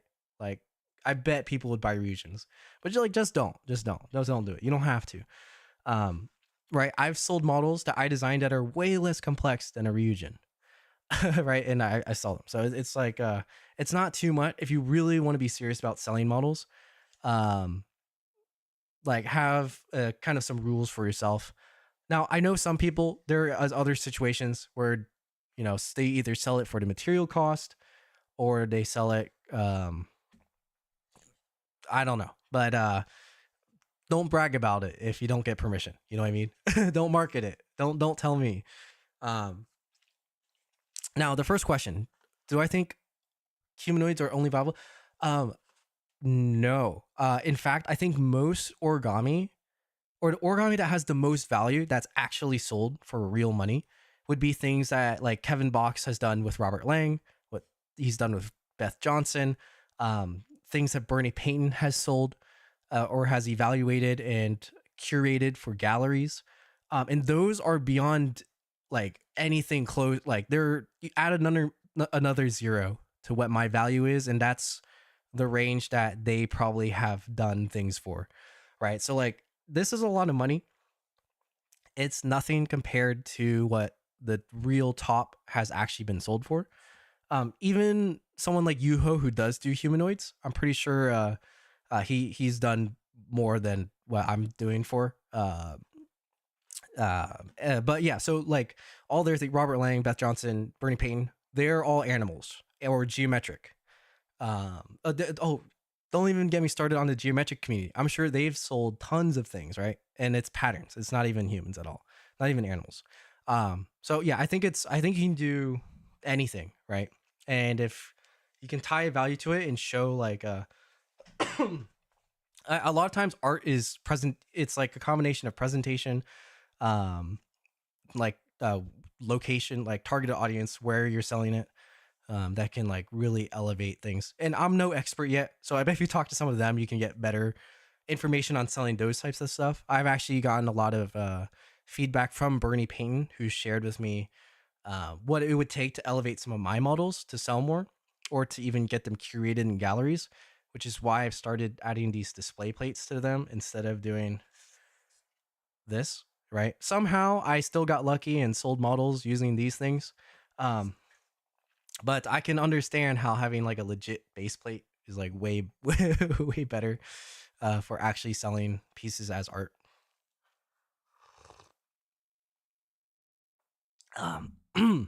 Okay, let's read some of the other ones of these. Hershey says it makes me think of one comic of the guy sitting on a branch tree and oh yeah, oh that's cool. I like that. That's a vibe. Mark, even if you cut roots, they'll be always be a part of who you are. Yo, look at this. This is a great spot. We are all connected and nourished by Mother Earth. Oh, yo, we're getting deep here. Eric likes what Mark said. True. The lumberjack will always be a lumberjack. Fair enough. That's kind of how it started, actually. Like even though it's simple, that is technically how it started. The idea started. I'm from a city that had a lot of lumberjacks in the past. Um, so you're not far off. Complex is talking with Shangnara, I think. Shangnara asked, "Oh yeah, long before. True, true, true." I think my answer is still about the same. Um, Great philosophical view, boys. Can you say? Okay, this is where you're from, right? The city of Maharashtra. Hope I did that okay. Mark, I think Kamiya sold his region to a museum for 10K. Yeah, exactly. See, like another zero, right? So like I'm nowhere close to what the top is. Bernie Payne, a picture of one of the bears selling for a picture. Yeah, right. See, yeah, Bernie's great. Bernie's so awesome. I'm so glad I got to talk to him. It was super cool. English class intensifies. Kiwi, gonna finish up a front leg on my Kamiya frog and head to bed. Nice getting a cat. Oh, yo, thanks, Kiwi. Always great having you. Good luck with that frog. That sounds fun, but man, the toes on those frogs are hard. Yeah, good luck with that and have a good night. Shignar, perfect. Yes. Okay, cool. I like what everyone said. That's really sweet. Did I miss anything else? I don't think so. Okay, cool. So let me put these away.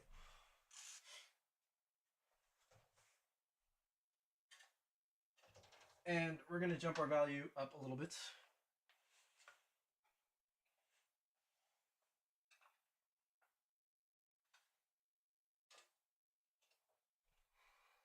Now that I'm thinking about it, I wonder if this stream needs a part 2. We are only 2 shelves in.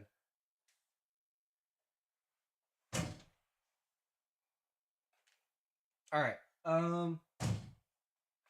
Yeah, because we've already taken like 50 minutes, I'm going to do these two at the same time and count them as the same. So, Bernie Payne is very nice, but he's the only Origami person I've met, so I don't know. Yeah, I guess it's a concrete, or you don't have much sample size. But I will say, I've met a lot of Origami people. Bernie's super nice. There's you never know what people are actually like until you meet them in real life and talk with them for, more than just saying hello. Bernie's great. I think the fact that he's so willing to share his knowledge, which his knowledge is really valuable. It's built up over, decades of experience. The fact that he just wants to share that with others is like it shows how selfless his character is, and that's like a real kindness, and it shows how much he cares about like the future of origami and the community. Yeah, really awesome. You don't see that too often, like that willingness to share all that kind of information to to help others seek their dream, kind of thing. That's a very rare quality. Yeah, great guy. Okay, here we have more DPAs, right? So these ones have sold, both for about the same price. Also from being in galleries. And because they have sold, I'm going to count them as the same. This one has the sword in his hand. This one has the sword in his back. I'm not going to make too much of a difference, right? But hey, there's a tutorial for these. So you too can fold these. Also, this kind of goes back to Kiwi's question, I think, about selling models. These guys, if you fold this and you want to sell it to someone, talk to me, and I have rules about selling these. Actually, someone has not with this one, but with the samurai, someone in the past has asked me, like, hey, if I was offered to sell it, can I sell it with your permission? And like, and what's the deal? And basically my rule of thumb is, I'll take a small cut, but I don't want you to sell it for cheap. So I'm going to have a minimum price for you to set based on what I think your fold's worth of my model. And that's how it'll be. So if you have a fold and you have a buyer, just hit me up and we'll chat. I don't want people to be selling these for like $10, if that makes sense. It just like devalues origami in an essence. I want you to have value in your own work. So I'll give you a price that I think is fair. Just small hint. Hit me up, okay, but DPA. Anyone want to guess the potential worth of what you could potentially sell it for too? I'm gonna take a sip of coffee.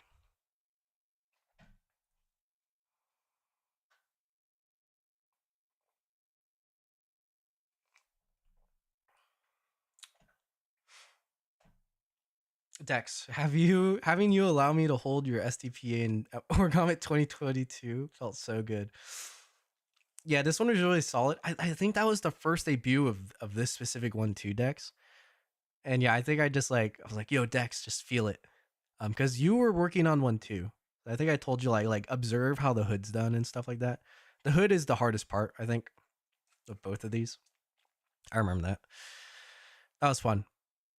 Not many people have gotten the chance to hold this, but I trusted you, Dex. I knew you'd be fine. Am I the only one who's never bet any origami real? No, so sad, Chingnara. Hopefully one day, man. Hopefully one day. Shaping on this one's lit. Thank you. Yeah, I think in the past, like in 2022, this was I think my best shaped model. But then I made the tutorial, and I think this one is better shaped because the face is crazy. This one, the face is okay from certain angles, but it's missing the proportions a little bit. This one's a lot more proportional and structured, and it has like expression. It's like it's more obvious too. All right, Eric U is on the dot, just about. Mark is kind of around the same ballpark. It's funny. I know. I'm kind of baiting. Like there's. It's hard to guess. But it's a lot lower than what a lot of y'all are saying. So okay, I'll just put in. So each one, or so the ones that sold for 2,500. So we are we're already hitting our mark. This is now 10,028, and I might have to expand the text value.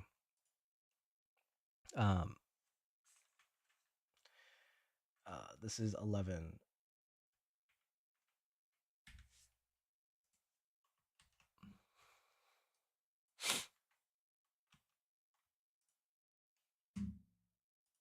Pretty fun numbers, right?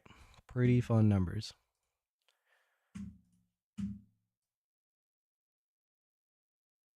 And we jumped to the next decimal mark. Maybe my clickbait thumbnail that I thought was clickbait was actually undervalued by a lot because we still have a lot to go through. I thought we'd be around 7 at this point, and then like the books would catch it up to be close to 10. But yeah, okay. We underestimated ourselves. That's okay. That's okay. Um,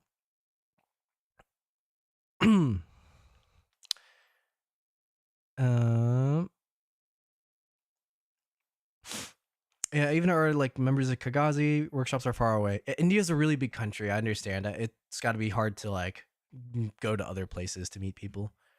Um, Dex, I still have mine unfinished and untouched since last year. Now used for reference for my own design. Hey, that's good, man. I'm glad it's getting used. That's good stuff.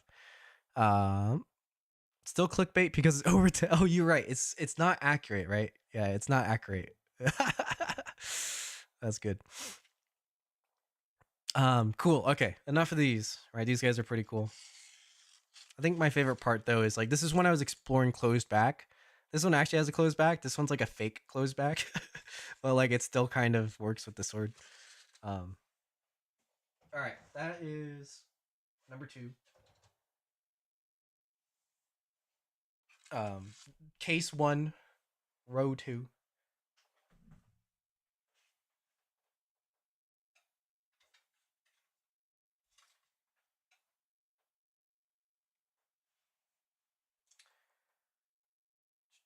Okay, let's start with the first piece that is not mine.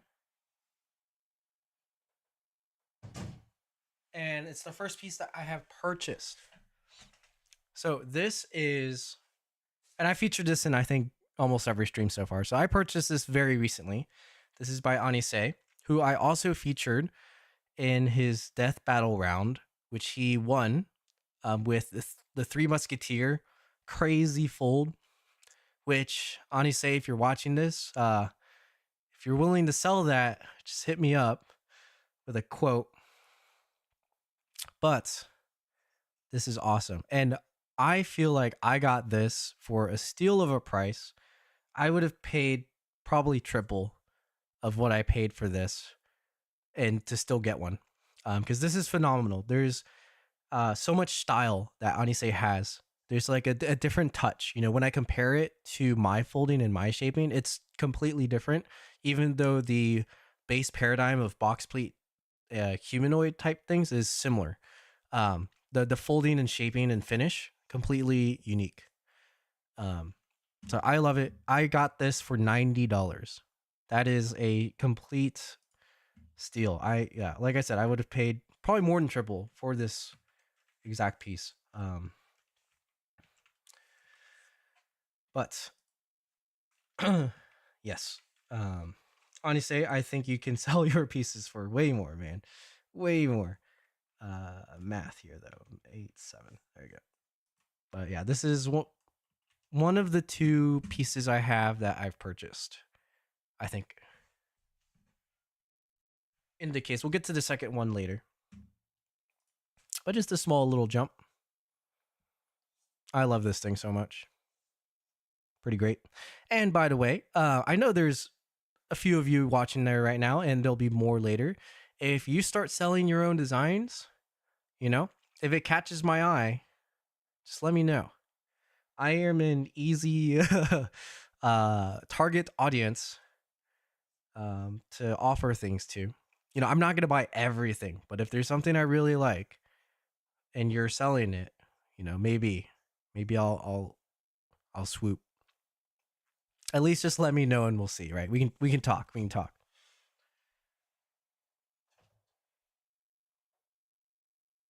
All right, let's do a few of these. I think I'm gonna go by. Okay, so we're gonna get all the anime related ones out of the way. So like anime and games. Am I gonna do it like that? Okay, we'll do anime and then games, just to like clear this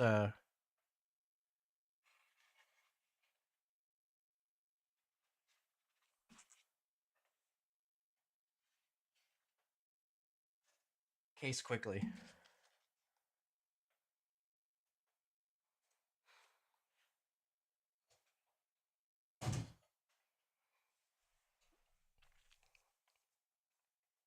Mark, one a Griffin? Oh yeah, dude. Oh, Mark, I might hit you up for more than a griffin too if you're we're golfing. We'll talk. We'll talk. Um, and then part two of the collection review. You know, maybe the price is about to increase a lot. All right. Okay. So, let's start with. Okay, I'm gonna count Ara as $1. Actually, I think this one's really well folded. I've made one for the tutorial, which at the time I thought was better, but now when I look back at it, I think it's worse. So I think this one's actually the better fold. And it's not really attached to anything. I should probably give it its own display stand. It's just a balanced model, not too over the top. I don't know. I went through a period of time where I don't know, whatever. Interesting model, right? Interesting model. The whole tutorial was very clickbait for sure. But it is what it is. Where is okay? It goes like I don't know how this display stand works anymore. I think I poke it through the hair. Okay, whatever. I'll fix it later. $1, right? $1.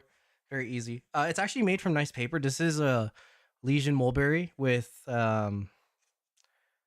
Sharpie for the color change, I think. But it's like a small piece of it that was left over. Okay, here we have more double tissue from Az, and this is my bunny girl design. So again, this double tissue, it's really clean, right? No wrinkles, like perfect double tissue. $8 a sheet. That's worth me paying for it. When I see double tissue, that's better than mine. So low key, right? We're not, or not low key. Honestly, the case, this could be a much longer video if I included all the paper I've purchased from people over the years. But whenever I see someone who wants to try selling paper, a lot of times I'll place an order just to support and kind of test how their paper is, because that's fun, right? As an origami folder, it's fun. So I purchased a lot actually from Az. I think I purchased like over $100 worth. I think it's really good double tissue. I've enjoyed it a lot. So for a time, I was folding with it a ton as well. That's the bunny girl. Bunny girl has a tutorial that's actually done pretty good. I think that video might have almost made me back the money for the cost of paper I spent over the past like 3 years now. So hey, return on investment. You know what I'm saying? Return on investment. Yeah, like for instance, this bunny girl has made me more money than like the Chainsaw Man, which is more complex or something like that, or even the Crunchyroll girl who's up next. But this probably took me 2 hours to fold. So 2 hours. We'll keep track of that. $8 real value. These go together. Next we have Crunchyroll Hime. This is the mascot for Crunchyroll, which this one I was trying to get like some collaboration or sponsorship from Crunchyroll. That would have been the return on investment. I didn't get anything, but I got a little bit of recognition. I think I got like retweeted or something like that. But totally fine. Little bit of engagement.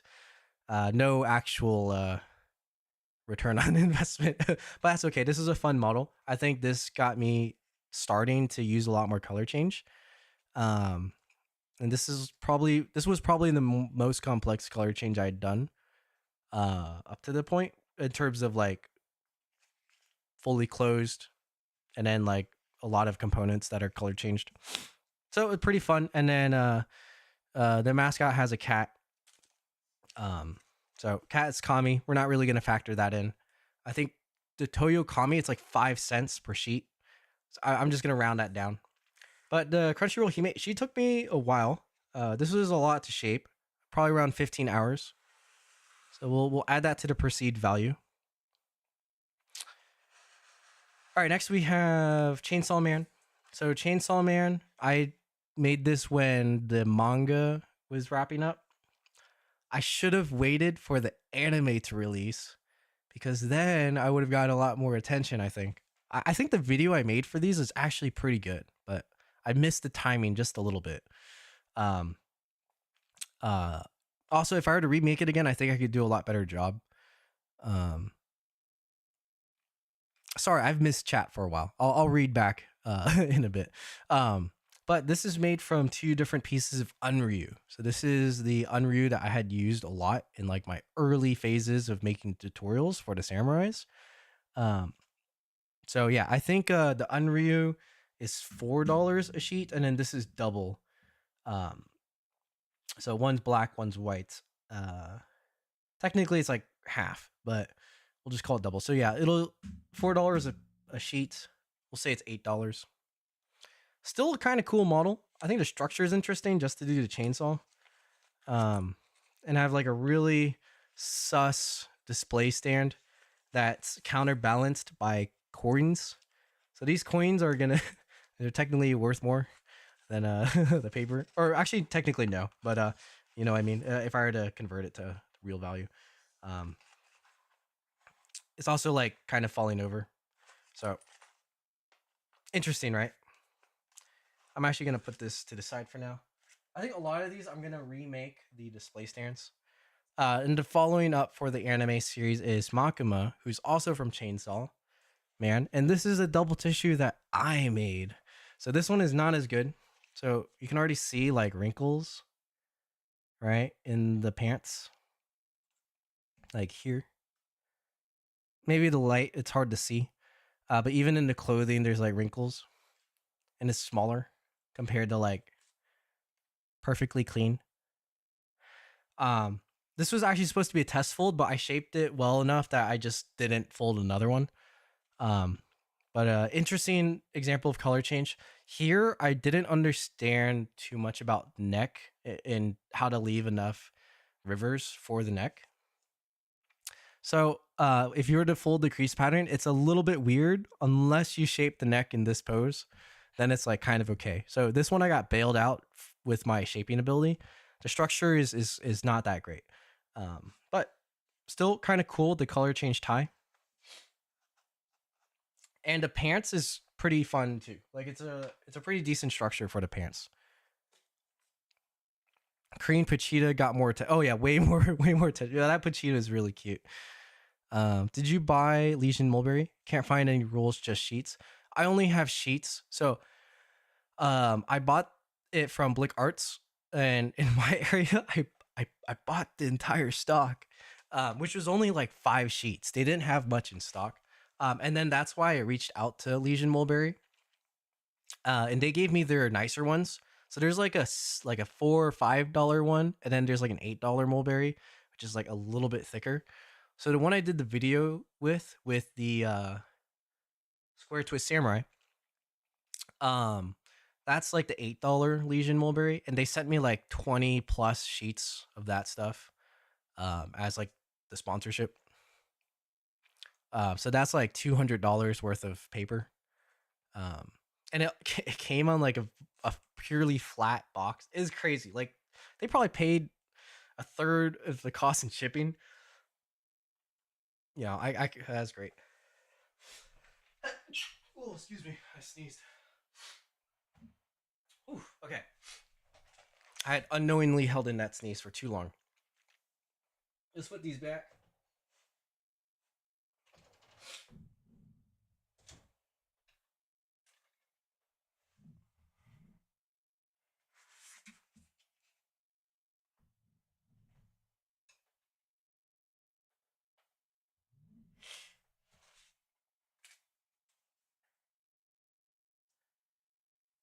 And let me tally this before I forget.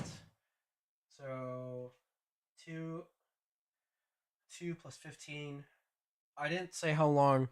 Let's say Chainsaw Man took around 10 hours. Makima took 8. So 18 plus 15. Um, what, 33 plus 1 for our Ara.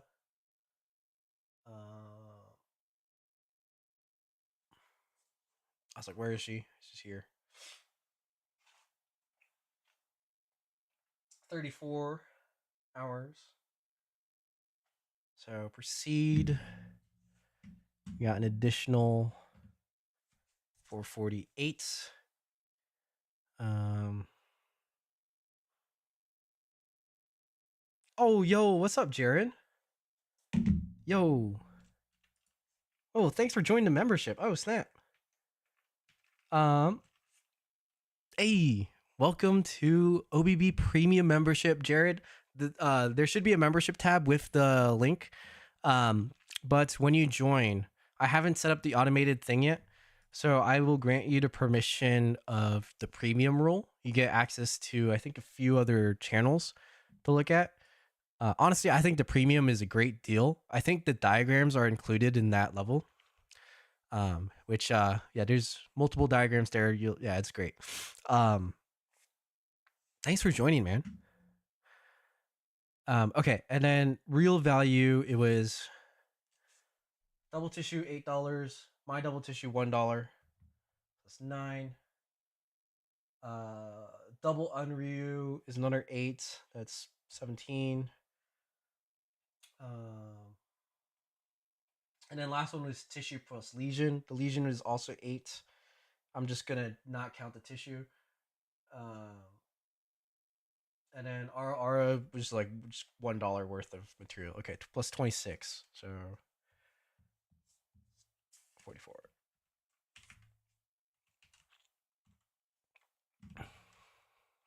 Cool. Calculators coming in clutch. Hey, yeah, other members, welcome to the members. What's up? What's up? Mark, can't blame someone for expending big amounts of money just in paper. Yeah, you know, that's true. That's true. I can admit it here and I won't be judged, right? All the way down to $1. Mark Griffin is insane. That's true. Shangnar, will someone be willing to buy it if I sell my Sasuke Uchiha? Just asking though. Yo, maybe. Shipping is gonna be difficult. I think that's the most international shipping is hard. I've shipped things to India before and it took a lot. So if you can figure that out, we shall see. At this rate, the collection will be worth the same amount as my sub count. That's so funny. We'll see, actually. It might get close. That was bargain true. That was about the Anise piece. Speaking of Jared, if you're here, I think there's a meeting tomorrow. Maybe I'll bring the Anise piece if you want to see it. It's pretty cool. Although you probably saw all of them in Europe, so maybe it's not that special. I lost chat when I subbed. The YouTube UI is whatever their update was, like it messed up a lot of stuff. It's strange. Okay, but thanks for the sub. Thank you. Next pieces, we're in games now, kind of. So first we have Takodachi by Kei Morisue. The one and only K. And then we have from Genshin Impact, Utao. And then from Starfield. That game is so sad. So when I made that video, I was taking a risk that the game would be good. You know what I mean? I spent 20 plus hours folding and editing that video just for the game to be overwhelmingly bad. It wasn't even mid. It was just bad. That's so sad. I've almost probably spent more time making the video than playing the game. Okay, but the design's cool though, right? It's kind of cool. Man, yeah, that one was a miss. Hopefully, we don't miss too hard in the future. Honestly, what I should have done is jumped harder on Genshin Impact. That game still doing pretty good. But the color changes were really fun with this model, and doing like the closed legs were really cool, and the backpack and the helmet. So yeah, this was like I had a lot of fun making the video. Wow, the thighs are caked up, low key. But yeah, very volumetric model, very 3D, which is very cool. And then the paper itself was Nicholas Terry's cannabis paper or hemp paper, completely legal, by the way. But really funny name, and very interesting to use, and it gave such a cool texture. So I do want to fold with it again, just because like the modeled texture was all natural and it was super neat. So that was really fun. Um, yeah, so I'll say this one took like 20 hours. The results don't really reflect 20 hours, but it took a lot to figure out. It's kind of cool. This paper is actually discontinued. Unfortunately, this was one of my favorite papers to fold with in general. Before it was a washi deluxe. And this is, if you guys know what a takodachi is, you do, you know. If you don't, you don't. But if you know, you know. And yeah, this is designed by Kay. Um, yeah, he's not just a regular designer, but yeah, you know how it is. Very cute. And then this one is from Genshin Impact. This one didn't take long to fold at all. I forget why I wanted to design it, but it's probably because I saw Obelisk working on Genshin Impact origami and made me want to do it too. Worked out. This is also, so this is a Legion mulberry with Unryu. So it's actually really thick. I had another one that I folded with double tissue that the thickness was way better. This one's like way too thick. But the color change is kind of cool. And you know, maybe doing this set me on the path of like the collaboration with Mr. Pokey, where I can do these types of figures really well. I think the Tingyun is one of my best waifu folds, and best color change folds in general. But right now, this is a little sneak peek. But I'm trying to do more folds from that game. We're cooking some stuff up, you know what I mean? We are working on some fun stuff very quickly. I've only worked on this model for like 1 week so far, trying to fold it as fast as I can. My camera is not focused. Okay. There you go. Yeah, I'll talk more about this after the rest of this video. But little sneak peek, this video, the video of this model will actually come out before the edited version of this stream. So look forward to that very soon. This one is pretty exciting. I think I did a lot better of a job than I thought I was gonna do. And the design is really unique to like get everything. But the precursor was Hu Tao. started here. Okay, so let's tally this up. This probably took like 8 hours. I said 20 for Starfield and like 1 for Takadachi. So 18 or 8 plus 20 plus 1. 29 times 1302, 3D2. And I'm just chopping off the decimal point. I'm not really rounding or anything. I'm just chopping it off. Plus 12,321. It's 1270. Or 703.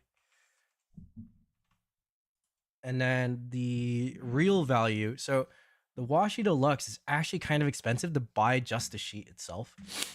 So yeah, it's like $3 for the 30 centimeter size, which is this. So that's $3. The combination of this actually is kind of expensive because it's Legion with it. So 8 plus 4 is 12. So 12 plus 3 plus, and then this is the tissue, which is like nothing, with the hemp paper, which is $4 as well. So plus 4 is 19. 19 plus 44, 63. Okay. All right, so we're slowing down a little bit in our value. It's still going up. Maybe I should have done like not the DPAs. I think the DPAs spiked it up a lot just because there's a lot of them. But in the other cabinet, it's gonna spike a lot at the end.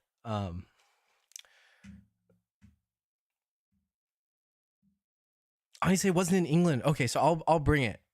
Jared, I'll bring it so you can see it. Sweet. I think everyone else there will be entertained as well.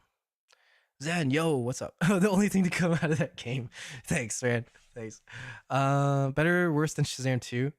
I no Shazam 2 I think was good or is decent. I don't think I heard anything that bad about Shazam 2. Starfield, oh man, it's really bad. Um, Shagnor, yo, thanks for tuning in, man. Always great having you. Love seeing you in chat. Take care. Um, Jared, is that like Neopets? Oh, this? No, no, no, no, no. Not quite. Yo, you can ask Kay and see what he or Jared, you'll probably see it in our server at some point, but you can ask Kay. Can I call you from Discord? No, I don't do calls. Uh, Sorry. Uh, did boys just say the most thick? Yeah, yes, I guess so. Waifu folds, true.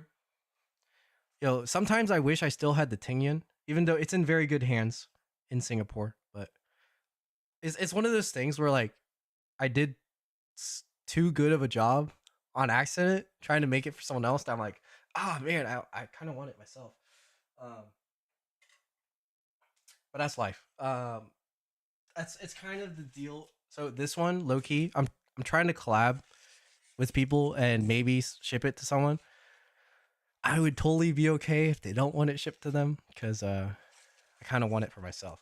But I'm running out of room, so I gotta make room for other stuff. The Tingyan and Kafka were in this cabinet for a little bit of time, but no longer. Okay, so that oh no, we have one more piece in this cabinet. This is the second model that I have purchased. This is by Levin Peters. Amazing, insane wet folding with Arches watercolor paper. So already this paper, it costs like $10 a sheet or more depending on the weight and like condition. So like I don't know everything about this paper, but you can get like cold pressed, hot pressed. There's tons of thicknesses and it all changes the price. I have no idea why. Um, but it's special. So yeah, the paper itself is already expensive, but this is got some expert craftsmanship. And honestly, this has been study material for me as I'm working on my faces because I'm trying to see what Levin's done. He also has some live streams and recorded videos, but it's really interesting to just see the very delicate places and like very precise parts that make it anatomically correct. Like this is crazy, right? And let me look up how much this costs again, or how much I paid for it. Um, I have the rough number, but I forget the exact amount. I will find it.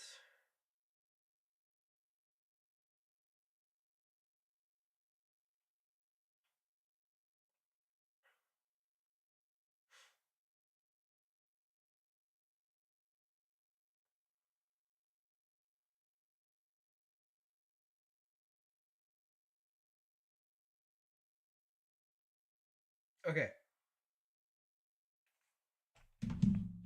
180. 180. Which low honestly I probably would pay more um if you were to sell more cuz these are awesome. The one that I really wanted that I would have paid more for was already sold out though. Or someone had bought it, I think. But I love this one too. And yeah, it's just so cool. Super super cool. Um that belongs in a museum, right? Yeah, no, leaving stuff is crazy. Then oh, you're going to Netherlands. Yeah. Oh, let's see. I missed some chat. This so Levin lives in Belgium. I think this is a different conversation that's going on. Let's see. Oh, when you're calculating the hours spent on each model, are you counting for design time or just folding time? A mix of both. Mostly just folding time. If I counted design time, it'd be too much. It'd be too much for some of these. Um, Posting time lapse of my big. Oh, cool. Watercolor paper is the same. Yeah, yeah. I think this is watercolor paper. Um, Oh, there's a current one in the Dutch Museum. Oh, okay. So yeah, Levin must have given some there. Yeah, that's awesome. That's it. Yeah, I know, right, Jared? Like, honestly, like both of these that I've purchased, they're steals. There's absolute steals.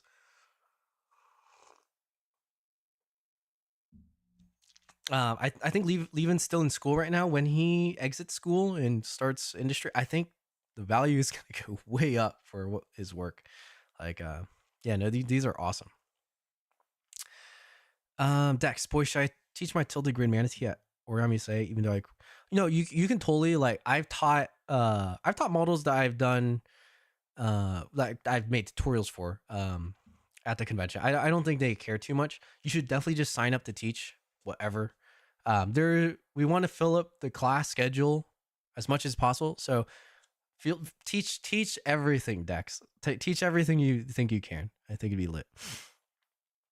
But it is very hard from crease. I will say tilted grid is tough to teach probably, but if you can come up with a sequence to teach, totally fair. Maybe just limit the class amounts to what you think would be okay. So like maybe like 10 to 15 instead of like 20. I don't exactly know how hard your tilted grid manatee is, but if you have to like find a lot of references for folding grids, just be kind of cautious of that. Yeah, Lee even said he uses Arches. Yeah, Arches watercolor paper. I think are they the same? I'm not too sure, but Arches in particular is like that's the stuff I have and the stuff that I think he used, or at least it feels like it. Mark, before I leave, where's Bodo's cat? Yeah, Bodo. Bodo's asleep right now. Bodo, you should sell me some more models, man. Um, no, I have a Jaguar from Bodo. I got it for free as a prize. I received that when I was in college. So my original plan, right, to obtain a Bodo model was to graduate from college, save up a ton of money from my job, go to the Lyon convention, and then give Bodo an offer he couldn't refuse. And then I ended up just getting one for free for winning a competition, which I went pretty hard for that competition. It was a video competition. But yeah, no, I'm still in the process of saving up to go to the Lyon convention and meeting Bodo. I didn't trying to buy pieces off people if they want. So that's that's still in the trajectory of what I want to do when I go to that convention. Which I wanted to go this year, but my schedule's been so tight with travel. So maybe not this year. Who knows next year? But we're gonna try. Um, man, yeah, that cat is really cool. Um, Complex is the same you designed for Mr. Pokey. I'll design a model. Oh, for MythPad. Oh, nice. You're doing a collaboration for an Indian gamer. Yo, that's awesome. Yeah, that sounds really cool. Lucky. Yeah. I am lucky. I will admit. Okay, so this is this.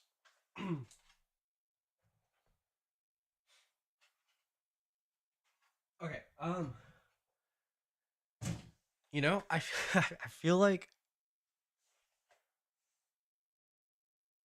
feel like we should save the second cabinet for a different stream. Um oh, Lolo Jack, thank you for the follow. Welcome to the stream. I hope you enjoy. We're getting towards the tail end of the main content for today. So I think I'll wrap it up. The only thing left in this cabinet is the books, and that's going to be a bit of time to get through all of them. So let's do that. And then I think the second cabinet, that'll be part 2. And I'm also out of town next week. So it'll be in 2 weeks. We'll go over the second case and then piece that into a long form video. But again, don't worry, I'm already working on a video for next week. So y'all still have a lot to watch. But I didn't expect it to take this long. I don't know. I think people are having fun though. You got the Jaguar with the color change spots? Yeah. So when I am, I'm moving states for a little bit. The Jaguar is in the other location. I want to bring it back up here, and then I'll show it to you. So maybe when I come back, in 2 weeks, or maybe in that other stream, I'll be, I don't even know my timeline. Uh, whenever the next part of this video happens, I'll have the Jaguar to show. Hopefully. It's happening out. Yeah, we've already gone on for an hour and a half. If I could do the other case, it's gonna be another hour and a half. Your live streams make me want to fold. Awesome. Well, I hopefully I kind of structured them so maybe you're folding while watching, but definitely fold. Like that sounds great. Zen, oh, that's perfect. Not too far from Mario. Oh yeah. By the way, is this the Zen that won the potential origami book during Peacock? Is this the same Zen?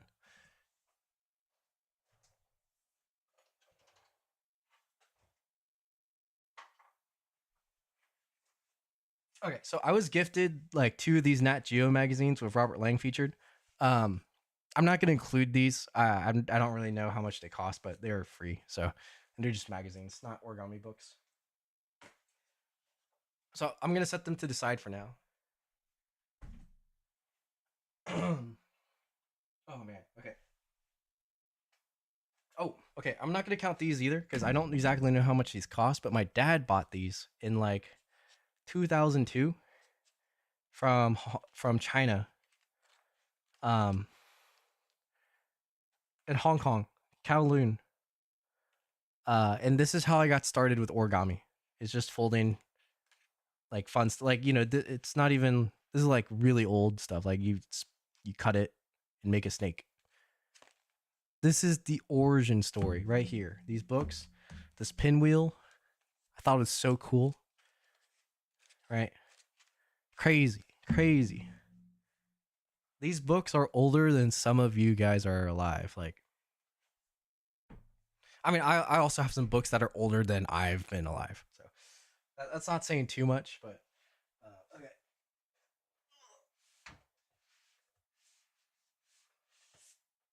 Oh man. Okay, so these books, I'm gonna try to calculate all of them, um, using Origami Shop and Amazon, if they're on Amazon, and or Origami House. But I just messed up my hair with that.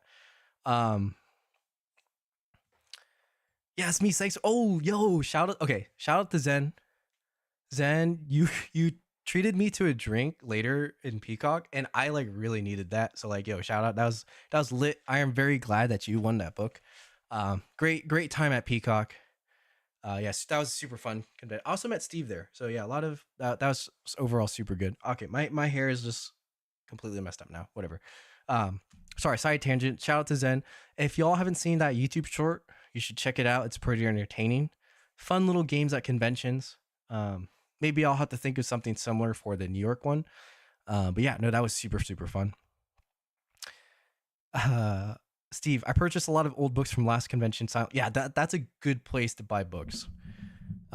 Okay, so some of these books, I'm gonna remove them if I got them as gifts because I just don't know. So these 2 I got as gifts. I think the rest of these I've purchased or received. Okay, receiving for free for work is different. Like personal gifts is, we'll keep those out. Yeah, this isn't the only stack. Hold on.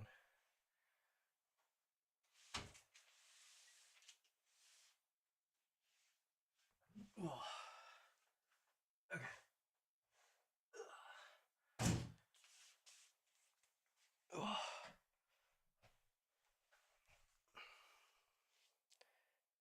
All right. This is one cabinet. There's another cabinet of books. And then I have more books in my other place too. Okay, so let's get started calculating these. This is going to be a little bit hard to keep track, but we'll maybe like double up. Okay, I'm going to keep a tally on my calculator app because I think that'll be the easiest way to do it. And then we'll tally everything up together. So this, oh man, I bought this in Peacock from Maria. Jared, do you know how much? I think these were going for $5, $10. I'm gonna go with 10. It might be more. I can't remember. But yeah, I got this from Maria during Peacock. It's from Colombia, I believe, from their group. I could be wrong. Um, I haven't opened it yet. I probably should, but I was giving them out for people earlier, so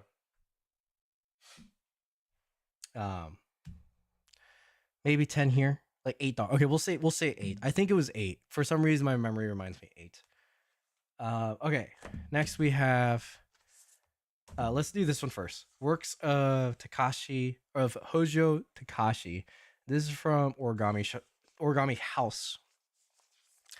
I think it's still in print. It is relatively new, and I'm actually gonna go by the Japanese price right here. So this is 4,000 Japanese yen, which let me convert that really quick. But I think it's like 35 US dollars. Oh man, this is a good thing why I have a Bluetooth keyboard. So I can, yeah. All right.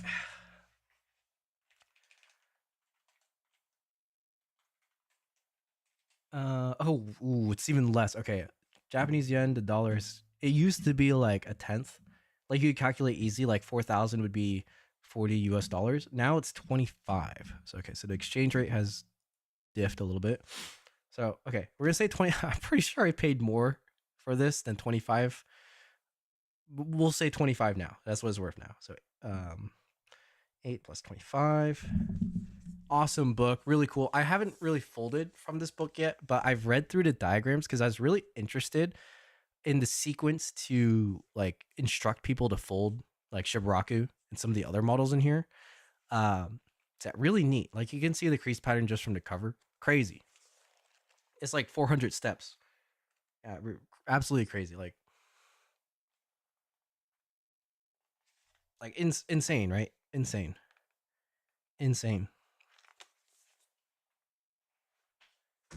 Okay, I kind of gotta go fast. Okay, this shout out to.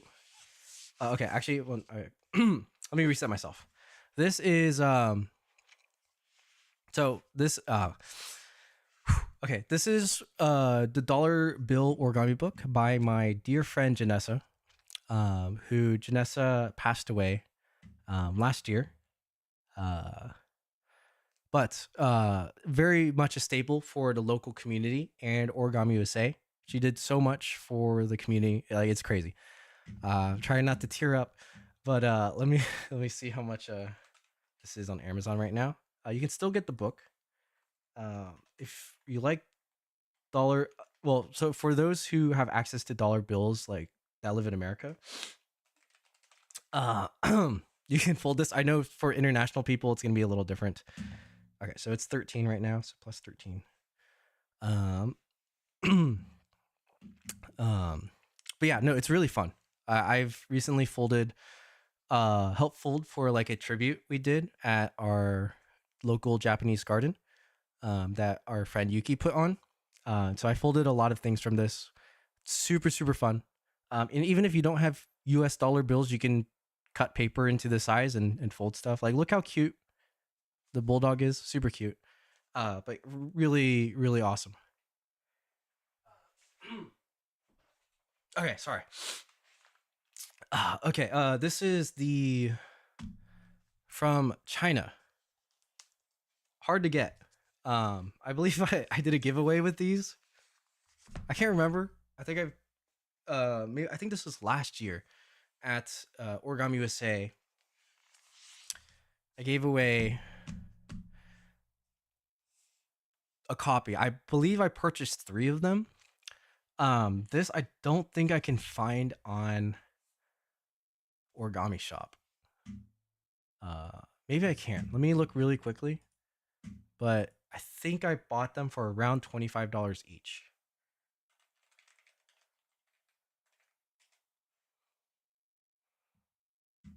I spelled it wrong.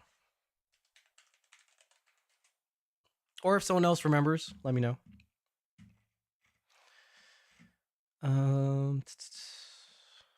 Okay, Dancing in the Flowers. It's 30 euros. Unavailable on Origami Shop. Okay, I'm just gonna say 30 US dollars. I don't think I paid 30 euros, so that'd be like 35 US dollars, I think. So we're gonna say plus 30. That could be right. Um, that's that one. Okay, here we have Origami Tessellations for Everyone, number 2 by Elon. Now, Elon is great. Elon's been doing a lot recently for creators, so people in the design space. I gotta sneeze real quick.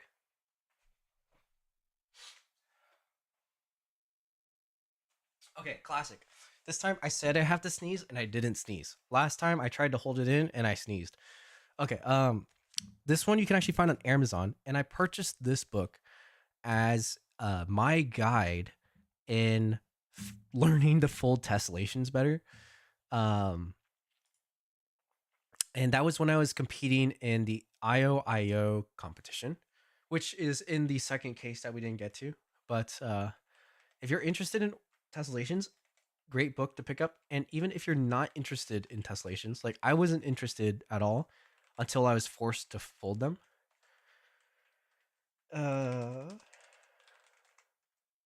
Oops.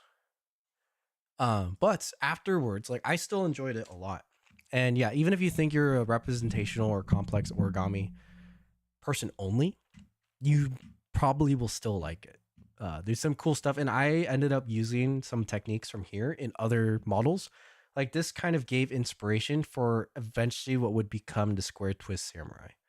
So this one is right now it's $28 on Amazon. Fun book. I got to go like a little faster, I think. uh, yeah, rest in peace, man. Rest in peace, Janessa. Um, $8 in Colombia. Love Maria. Maria is so awesome. Um, like I met Maria for the first time with Jared in at Peacock, and left the weekend feeling like great friends. Um, Steve just got the Dancing with Flowers book. Yeah, the Dancing with Flowers book. All the butterflies are super cool. Beautiful sneeze. Thank you. Madonna's really good with tess. Yes, Madonna also has a great program for getting into tessellations. Super neat. Okay, let's go with this one. This is the origami diagram book. Also, partially with Elon and Beth. This one is just like, if you like diagrams, these are different styles of diagrams, all drawn. So the book itself is kind of like the art, not just the models inside the book. And this is also Brian Chan's design in the front, and his drawings as well. So it's really cool to see people's different styles in drawing and with origami. So really cool book in general. It's like a different kind of it's like the only one of its kind that's been done, where we're merging like the diagrams as a part of the art in addition to the folds itself. And this was sold, I think, with Nicholas Terry. So I think I could find it here. And this is 18 euros. I'm just going to convert euros to US dollars. So it's rounding down a little bit. It's a little bit safe. So plus 18. Pretty cool. Okay, now I featured this one for a while. This book, I think this is the Polish origami meeting from 2016. And I don't know too much about this event because I was just recently getting connected in the community that year. But I think it was a combination of like a origami convention with like math, not quite like OSME, but a little bit. I could be completely wrong. I have no idea.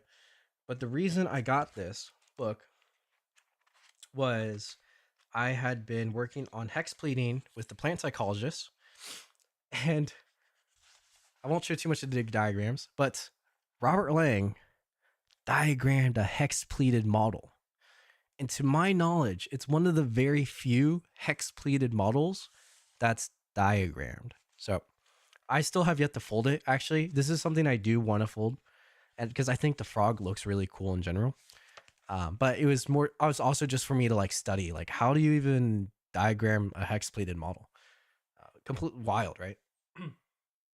This book was off Origami Shop as well.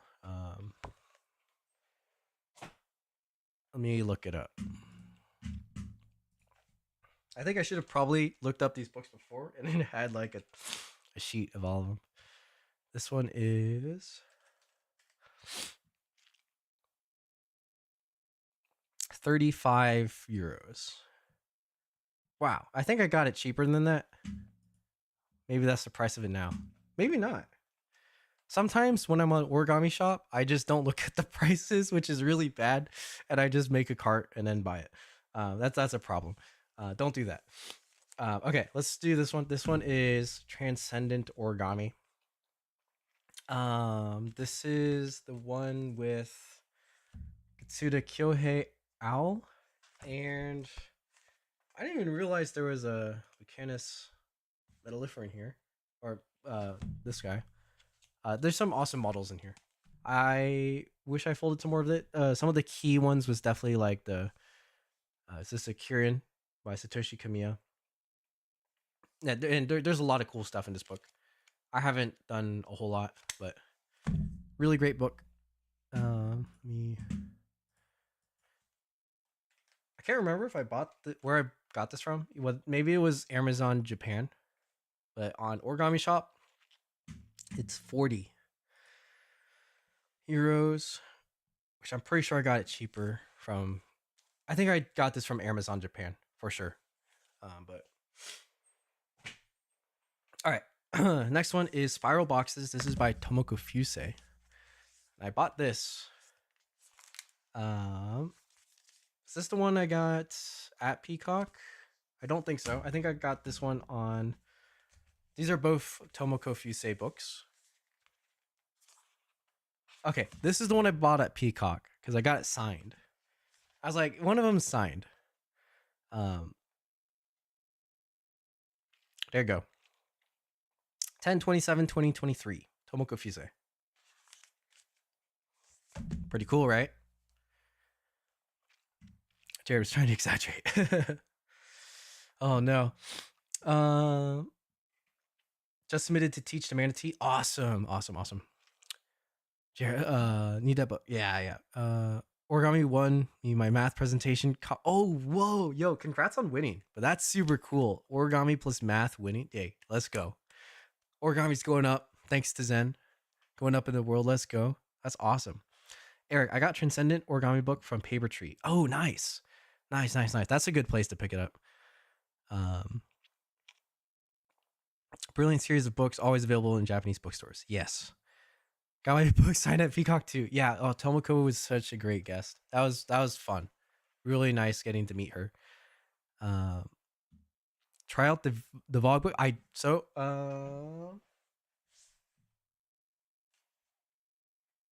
The Vogue book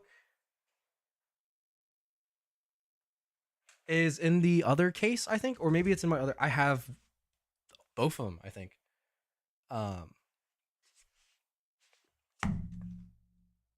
Maybe they're at my other place, but I do have them. Yes, they are very great. Both Vietnamese Origami Group books, very nice. Okay, so this one was not too expensive, I think. Okay, this Tuttle. Okay, so Tuttle posted it. This one's $13. Okay, we're already at like over $200 worth of books, and I've gone through like a third of the stack. This one is 1450 yen, which is probably going to be like $7 US.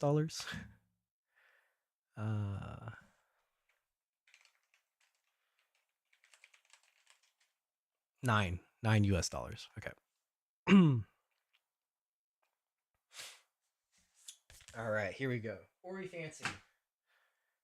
This is also from China. I think this is on Origami Shop as well. I think I bought it from SAOC directly though. 20 euro. Oh, maybe I didn't. Maybe this is the Nicholas copy. I think Nicholas sold the printed copy, but the digital ones were sold by SAOC. 20 euros. We're just gonna count that as $20. All these guys are awesome. Shout out to Sin. He was one of the latest OBB competition judges. Super kind. Awesome designs. Really cool book. Origami convention book. Okay, this one's Brandon's not here. I forget how much this is sold for. That's mine. A shout out to Michelle Fung for drawing that. I got this for free, so I'm not gonna count this. But not many people have this one. You know what I'm saying? Not many people have this one. Okay, here is by Mi Chen. So Origami Kaleidoscope. Sorry, let me get some water, and I'll read chat for a bit.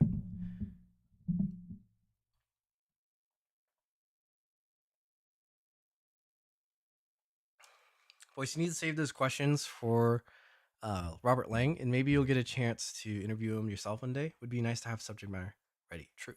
Okay, so in case you don't know, I am on the Origami USA Convention Committee with Robert Lang. So I do have like pretty regular access to talk with him. I'm sure if I wanted to do an interview with him and had a good reason for it, um, easy. Just saying. Not trying to flex, but true. Yeah, I think it'd be fun to interview Robert. Previously, in my convention vlogs, the reason I didn't get Robert for an interview was because I was like scared. I was too starstruck. But now it's like, okay, weekly meeting. Oh, hey Robert, how's the weather? And stuff like that. It's kind of crazy. I never thought I'd be in that situation. Okay, this book is cool. So this kind of shows some steps in like designing, but designing is more so in this style, I think. Is that what this one is? Yeah, I think this is like it's more than just a folding book. Also, Nicholas Terry book. Oh, nice. Okay, Terry has got the prices here. Okay, so 22 and a half. I actually haven't done much from this book at all. Besides just look through it a bit. Oh, here's a cool one. John Montrell. Polyhedra design. John is a legend. If you don't know John Montrell, well, you probably do, actually. But one special thing about John's books, which this is what sold me on the book just to buy it for the interest in how he structures these, is John is really good with music and has organized a lot of how the book layout is laid out in either like symphonies or in some type of music theory organization. So there's like tons. If you ever get to meet him at a convention, I recommend just trying to get in a conversation and ask him a little bit about how he structures his books. And he'll tell you so many fun things about what he's done. And also like some of these are like one sheet polyhedrals, or most of these, I think. Crazy cool.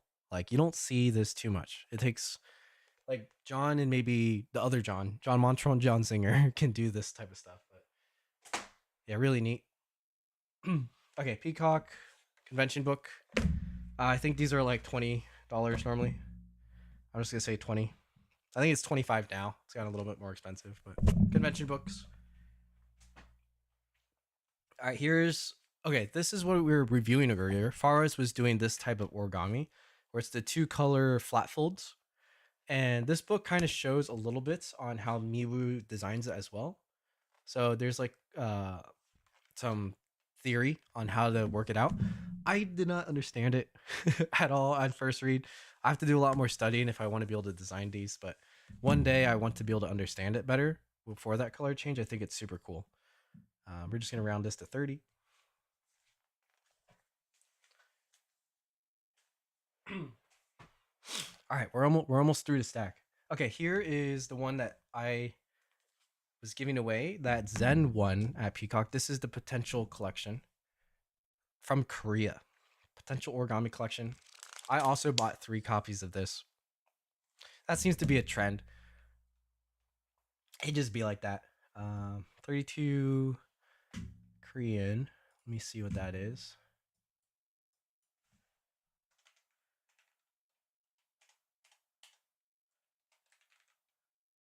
KRW. It's 23. I think I paid more than that for this, but that's okay. Um, yeah, really cool book. This is probably one of the most complex books when you consider each model that's in the book. Most of them are on the high intermediate to complex level, like this horse, the centaur, the bugs by MK. Like everything in here is like ridiculous. So really neat to see.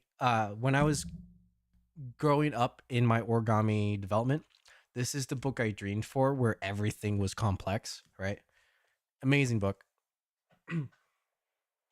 One of the books of all time for sure. Dex, head in bed. Yo, get some good rest, Dex. Thank you for joining the stream so late. And same with you, Mark. Yo, shout out to Mark and Dex. Thank you for joining in. Look at those sub badges with the anglerfish. Is that 6 month or like 1 year sub? Yo, that's crazy. Can you bring it tomorrow? The origami? Yeah, Jared, I'll remember to bring it tomorrow. Um, oh, without even knowing that, I knew you had it new. Thank you, Spot. Thank you. Yo. Thanks for the confidence, man. I like that.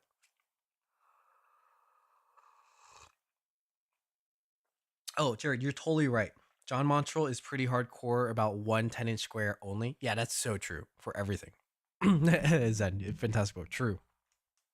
Okay, so here is Comic Origami. This is by Sin. This is actually a way thicker book than I remember. This is crazy. So yeah, shout out to Sin again. I've used this book for multiple OBB competition prizes just because it's such a cool book. Um, what is this? Oh, this is Satoshi Kamiya. Oh, maybe I shouldn't leak this. When Satoshi Kamiya was a special guest for Origami Essay, we got diagrams. I don't think they've been released anywhere else yet, but we gotta take them home. That's pretty lit. Okay, this is Sin 34. Yeah, Sin's style. Sin also has a style. So I think earlier I mentioned Anise has a style. Sin also has a style, and so he's nicknamed that Comic Origami. So there's Comic Origami and Comic Origami 2. I also have 2. I don't think I have the physical copy, but really awesome.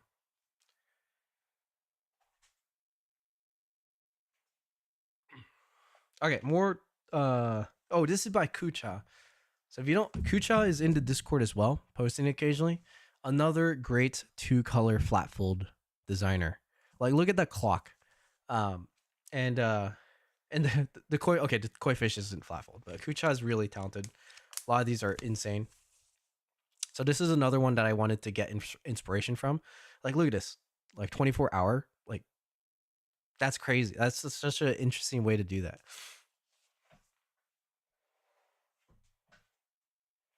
Okay, and here we have. I forgot to calculate the price. 29 or basically 30. It's 29.95 plus 30. All right. I think at this point I'm just exposing how much money I've given to Origami Shop. Drawing Tome 2. This is from the Drawing Origami series by Nicholas Terry. Really cool hardcover origami books. These are so satisfying to own, low key. The Vogue book is like this too, I think. The hardcover. Really, really nice. 34.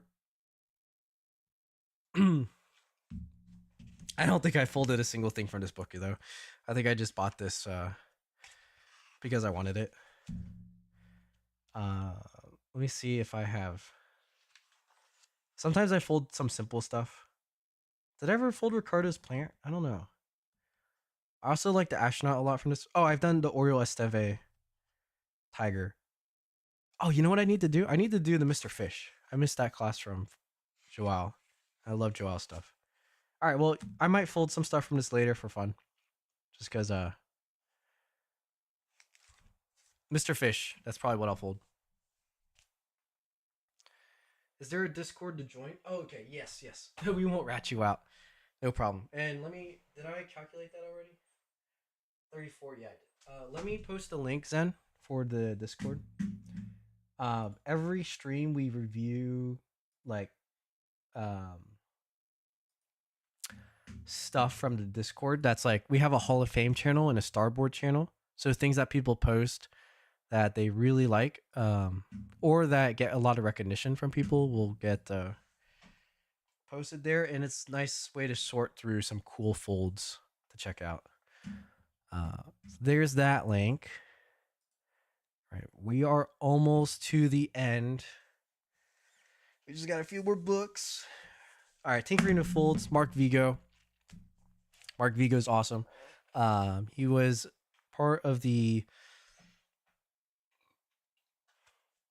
Sorry, that was the coffee. It's part of the special guest at the Portland Peacock with Origami Always OAS. I forget what the S is. Or Origami Always Success, Origami Always Easy. I forget. But Barcelona, I believe. Jared can probably correct me if I'm wrong. But yeah, Mark, just like, we were just hanging out at a table. He taught me some of his designs. It's super fun. And then came out with the book. He also taught the chicken at a class. Really cool chicken. You can tell from the crease pattern, it's very simple, but very fun to fold. 26 euros.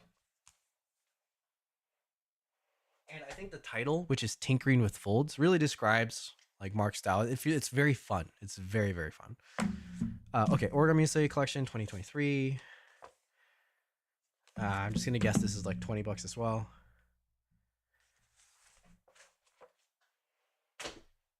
All right, here we have up and coming star, or now was up and coming, now is just a star, I think, Peter Buchanan Simmons. So I helped with this book. It's a very cool design.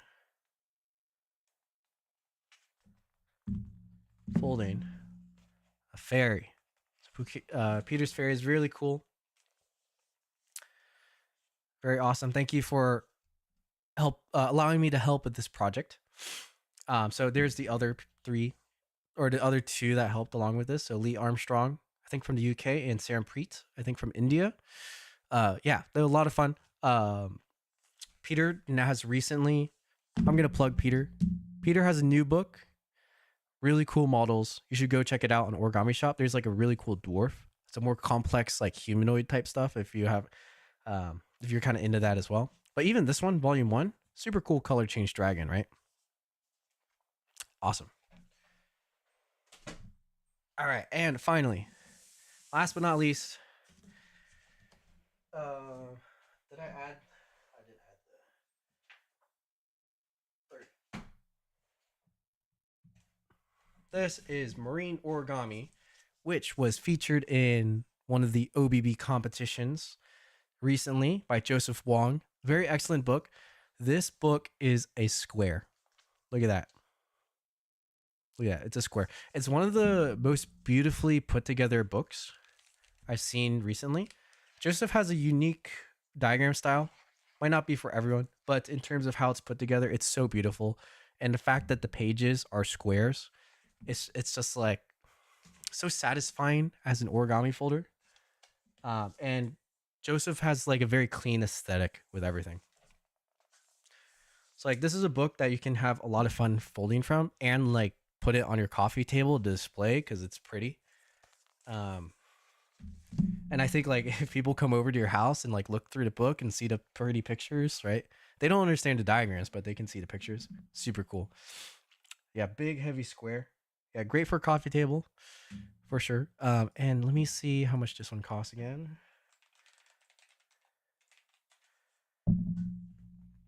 This is hardcover for $33. It's got a discount. All right, so I am getting tired from moving all these books off my table.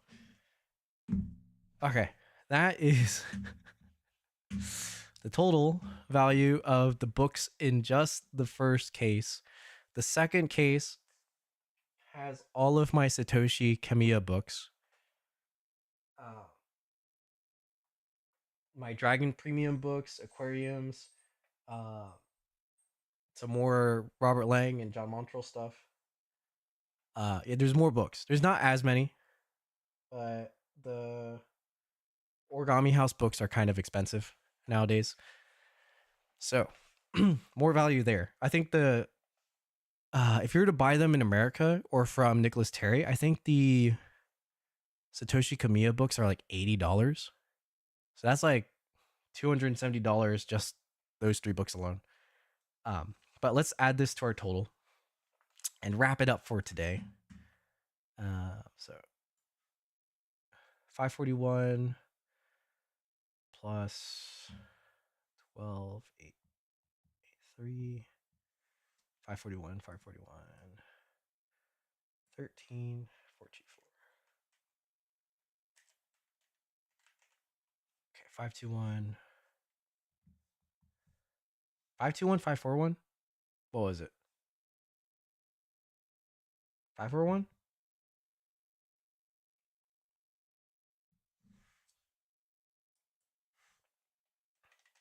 My short term memory. Oh, goodness. All right. Here we have the totals for today. It might be off a few dollars or two, but man, my computer fan is freaking out for some reason. That's not a good sign. If the stream randomly goes down, it's because my computer died. But okay, crazy origami case review. That was just one half of it.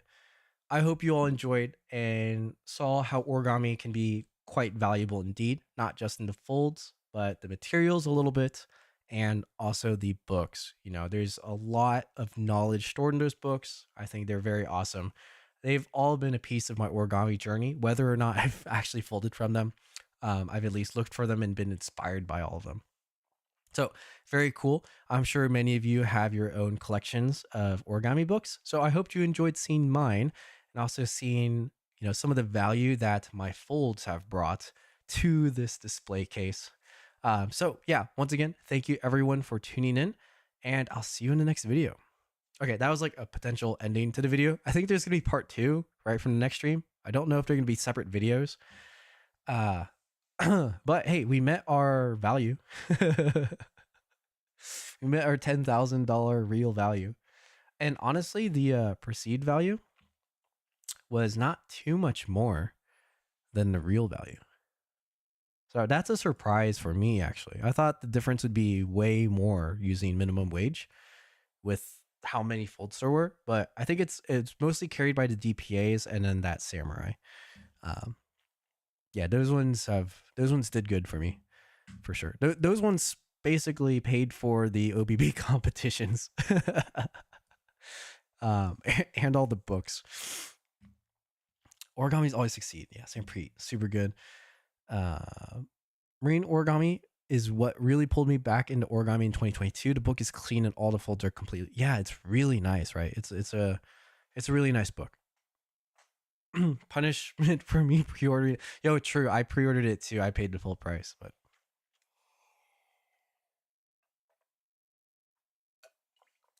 is the Phoenix in the other case? Yeah, it is. Okay, so I won't.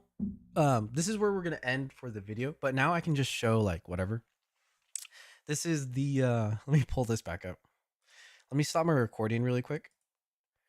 Okay, so that way I can edit it later. Here we have. So the third part of this stream, the third set of content. Normally we never really get to the third part, or it's something else. Right now, instead of new projects, I'll explain what new projects I'm doing, but we can kind of just chill. So yeah, the Phoenix is it's actually tucked in this corner.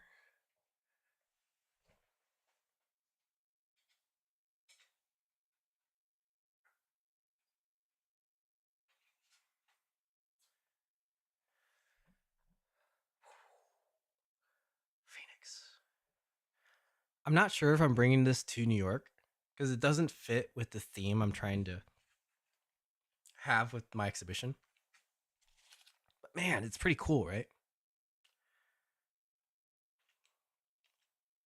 I didn't think I would like it this much, but it's grown on me a lot.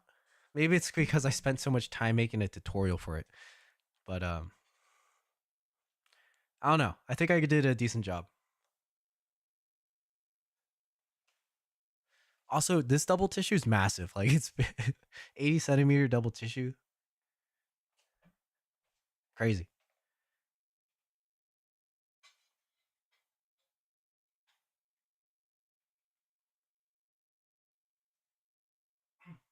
Also, sneak preview for the next case.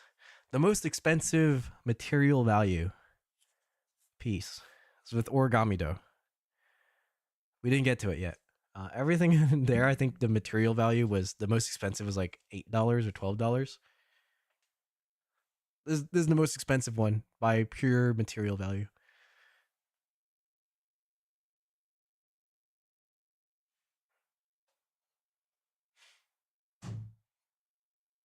Oh, also speaking of anime, all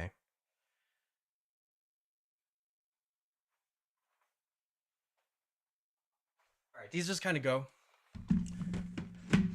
By the way, okay, if I were to recommend any anime to people, these two shows are really good. So these are basically like the Japanese version of the pop figurines. They're called Nendroids. They're very collectible and they're actually really expensive, but they kind of hold value. But one of them is from a show called 86. The other one is from a show called Vivi Fluorite Eye Song. These are really good anime. And when I say good anime, I'm not talking about things like, oh, Demon Slayer is a good anime. Nah. This is on a different level. This is not Jujutsu. Okay, hot take. This is not Jujutsu Kaisen, Demon Slayer. You know, it's kind of mid. No, I'm just kidding. It's not mid, but it's you know, they're not shonen animes. You might cry watching these, but they're really good. So, my sister went to Japan. I had her look for these, and she got them for me as gifts. I recommend those animes a lot. I was thinking of making origami of this character. It's this one, this show. It's like time travel with AI. Pretty cool.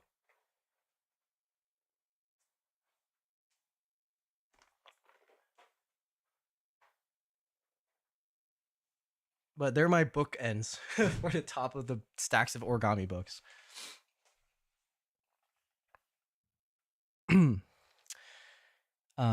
You're playing to fold it. Awesome, Eric. I think I did a really good job on the tutorial, so it's pretty foldable for how complex it is. It's not terribly complex. There's some like tedious parts, especially in the head area, but yeah, it's a. I think it's not bad to fold. Besides the grid, the grid's like the worst part. But it's pretty cool once you finish, for sure. Such a great paper to subject matter. Oh, thank you. The Scorpion's fun. 86. Oh, let's go. Yo, based 86. Wish Vivi had season 2. True. It probably won't ever, but oh, another your based anime taste. Brugsuba. Very based. I think Vivi like actually ended. I like it when animes end, I think it's good. It's good on its own. But the pacing, like I could definitely watch the season 2. It'd be really neat. Boys, you have a sister, yes. If you have if you like wholesome family films like Frozen, y'all would love Grave of the Fireflies. Oh, Grave of the Fireflies. Brilliant watch with family. Okay. Grave of the Fireflies. I will keep a mental note of that. Wholesome. Yeah, the 86 is not wholesome. It's a great show, but it's pretty brutal. Vivi, you know, Vivi's kind of brutal too. Um, it's not too crazy. It's not like Attack on Titan levels of brutal, but not an easy watch. It's more emotional, I feel. 86 is the best happy anime for beginners, for real, for real. Yeah, good one. We got him. Oh man. Oh wait. Oh Zen, I'm gonna have to watch this on my own first then to check. Oh, Solo Leveling. Okay, I need to finish watching Solo Leveling. I've heard pretty good things about the show, but I also want to read it because I've heard better things about reading it. Okay, so let's go to Death Note is the best. Death Note is definitely one of the animes of all time. Okay, so future projects. Let's talk about just that for just a little bit. Let me take this down. And or Baki. Okay, also based origami taste. Let's talk. Yeah, okay. Let's talk about new projects. So I kind of showed off a design earlier. Let me pull up the crease pattern for it. I think I showed it before. I don't know if I did. Let's turn this off. At least I might have shown the packing. And then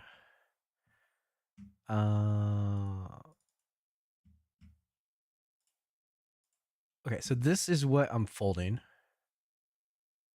This is the name is Sam from Honkai Star Rail, also known as Firefly.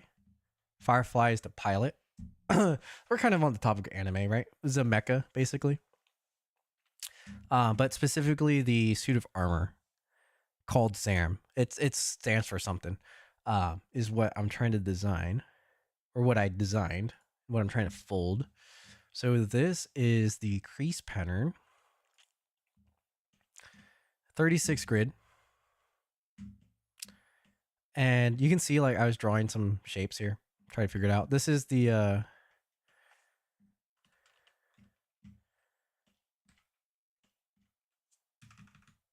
flat folding version.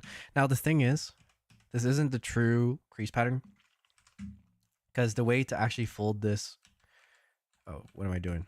Fold this model is not in the traditional flat folding sense. So even the way these are kind of laid out doesn't make sense, but at least here I try to show that these like invert. Well, I think I actually did this wrong, but this is mostly what the crease pattern is, with like the bit of color change and fingers and stuff, mostly just to remember. So I remember how the knees work and everything. But let me show you the fold so far. And this is going to be the next long form video, which again, this character comes out on Wednesday. So I have to finish this like by Tuesday. And I started June 11th, so like 3 days ago. I designed it before then, but at least folding it. But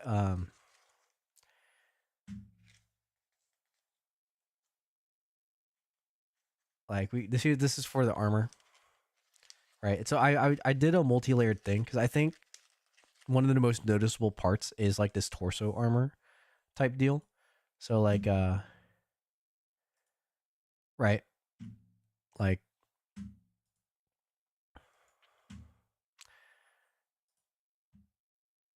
this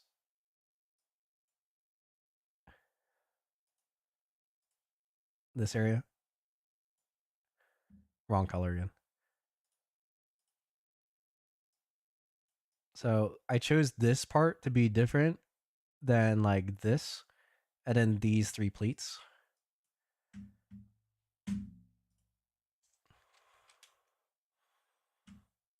If that makes sense.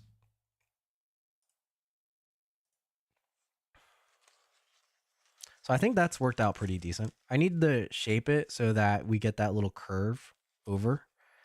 But for the most part, that's like pretty set and done. And then the leg, like the most standout detail was definitely this knee. And then the rest of it, I just kind of catered around it and have some details. It's not exactly like the character, but enough shape that it kind of is. Now, one cool thing is the foot. Like, if you look at the foot, there's like a thing behind the heel. I kind of have that going. Kind of have that going. Actually, Honkai Star was a turn-based RPG game. Yeah, true. Okay, fair. Oh, yo, Brug Suba. Okay, we might have like the same taste in shows. Frieren, my top of the year so far, I think. Zen, I love Princess Mononoke. That's a great movie. Oh, not the Ghibli film. Oh, okay. Never mind. Never mind. I like Princess Mononoke as well. Um, but Mononoke, I don't think I've seen that.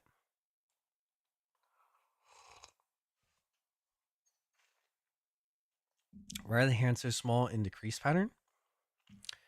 Extra paper went to a different appendage. Let's see. Why are the hands so small? The crease pattern. I don't think they're that small actually. Uh, oh, you mean in the folded thing? So, the folded model, the folded version that you see, right? Actually, it's these flaps in the back, not the arms. The arms are just laid flat. Um, so the reason why they're not showing, do you see how I have this spine thing? So on the actual when you fold the crease pattern in the software, it's like just set down, um, and it has these things swung out. So all you're looking at is these, not the actual arms. The actual arms are fine, but yeah, it's one thing I'm doing here is you can see I've separated some of the layers to add details between the layers and use that as like instead of having flaps be the details, I'm just using the amount of layers um actually just stacking on top. So now I can just shape this as like its own plates for like arm armor. So there's a lot of like shaping things I'm kind of figuring out with this model. Um Even the hand is kind of turning out pretty nice having this like back plate. So this is like the type of shaping I'm having to do is a little bit different than trying to do other types of armors, like medieval armors or like waifu clothings. You know what I mean? So it's kind of fun to figure out, and it's giving me more confidence into other types of shaping, which I might be using in the future for future mech slash armor slash robot type designs. That's definitely not foreshadowing. Hmm. Uh, we'll see. There's some potential collaborations that I can't talk about yet because there's no contract signed yet. And probably even with the contract, I can't talk about it. But I'm just like throwing it out there that maybe that's all I can say. But pretty cool, right? Also, one thing that's nice is because I had so much paper in the corner, it's like the hands are on the edges, right? Paper in the corner allows me to do like this 3D type of shoulder pad with the opening that the real character or that the character not real character the character has. So like you see how in the shoulder blade there's like a it's three-dimensional. It's not just a flat thing. So I'm getting some volume in the model, and it's not quite a fully closed design, but it'll almost be just because of how everything laid out. Not bad, right? So I'm excited to finish this. This is gonna be like all I'm doing over the weekend. And even after the stream, I'm gonna work on this more and film the video because I need like 3 days to edit. So ideally, I finish this like tomorrow night, and then just edit a ton. Try to work this into a collab somehow, which person hasn't gotten back to me, so who knows. But we'll see. We'll see. All up in the air. If there's no collaboration, it's kind of fine too. But I'm gonna try to pitch this to people. Um, that's the new projects. Um, of course, I haven't forgotten this. Okay, a little bit. This project.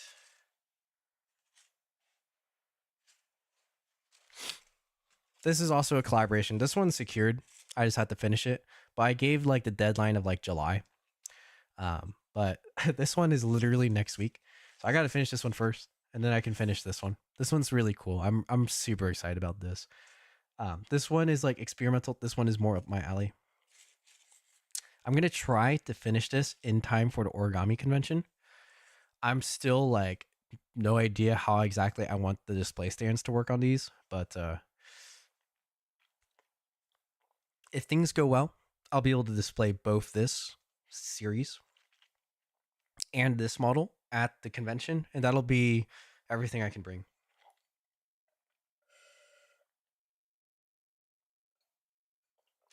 because I think I won't have any more space to bring stuff.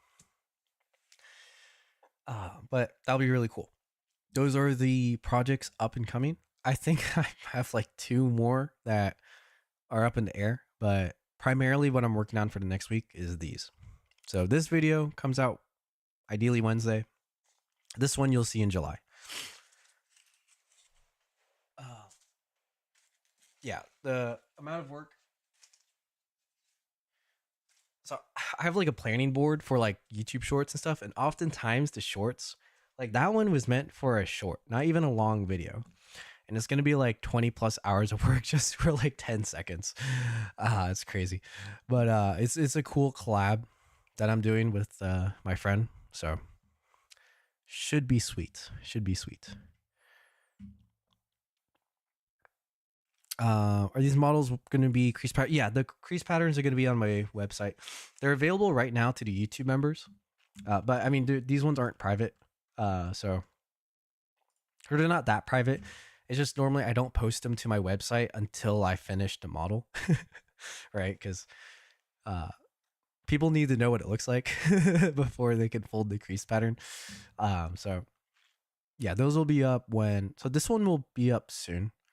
The other one will take a little bit, but there's already the live stream that you can fold from, which is technically a tutorial, technically not a tutorial, but kind of. I could probably just edit it into a tutorial, even though I said it was just a fold along.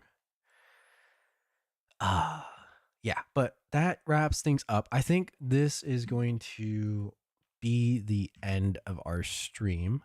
On Twitch, we say, are there any origami conventions in India? I don't think so. I know there's some meetings with Kagazi, but we were kind of talking with some of the other Indian folders that, like Shangnara Ascension, it's really spread out right now. But hopefully soon, we will get some community leaders that can organize stuff, and maybe as technology improves, it'll be easier to travel across India. I'm not too sure what that looks like in India right now. But I think once it's easier to travel longer distances, maybe it'll be easier for origami folders to meet. Who knows? It may be you all in the chat that lead that effort to bring the Indian community together. Where is 2025 Peacock? It's going to be in Sacramento, I believe. I think that's what was announced. Sacramento, yeah. I'll be there. So it's not too far. So everyone I met in San Francisco, if y'all are still around, Sacramento's not too far away, right? Should be pretty fun. Okay, anything else I want to mention here? Okay, this is also kind of in the same area. San Diego, September. There's like a 90% chance I'm going to TwitchCon. Trying to network. So ideally, if I can like collab with at least one other streamer, 1 or 2 more streamers with something like this, it'd be probably enough to network more easily in with TwitchCon. But I also have a personal friend who's a Twitch partner that I'm close with. So I'll hang out with him. Not really origami related, but just for fun. As well as I have another friend who does they'll be at the vendors doing a lot of work. So I just kind of want to it'd be a good time, like basically 2 different friends that both know each other too. At TwitchCon, I'll go. Mr. Pokey is supposed to be there, so I want to give him I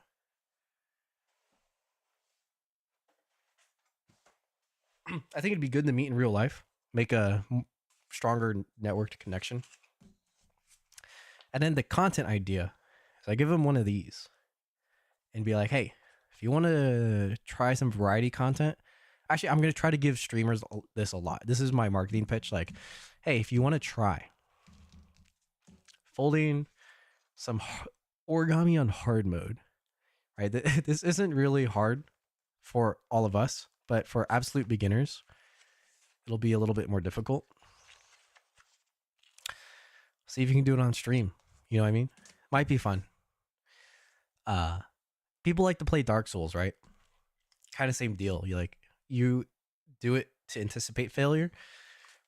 This isn't the same thing, but it might be kind of cool. But it's a little easy way to network and give people content. I think at least my strategy in trying to collab with people is if I can offer them something in terms of content, that's probably worth their time, or that would be more worth their time than like anything else I could probably offer. Um, the other pitch is we're merging communities. I have a fair amount of numbers, right? Nothing really compared to some of their numbers, but content, that's what I can offer. I like the little booklet. Yeah. So that's the other thing I have to finish this weekend is trying to get, this is a test copy. So I had some test prints. I need to reformat the sizing of the pages to help the printing company make these easier. They had to resize it for me and it took like an extra week for no reason. Not for no reason, to process it. So I need to like resize the booklet and I need to add like a real back page. And then I'm gonna add also the I'm having my diagrammer make me the thing in the beginning that shows all the basic origami terminology and folds. That way, for people who are folding the first time, they'll be a little bit more set up for success than like nothing, right? So I think that'll be helpful. And then just get some sort of back page and like, this is origami by boy, sir. Whatever people put in the front or backs of books. But I'm excited for this. I'm going to be giving this out at, so I'm trying to think. I think I'm giving copies to all my YouTube members that attend the New York convention.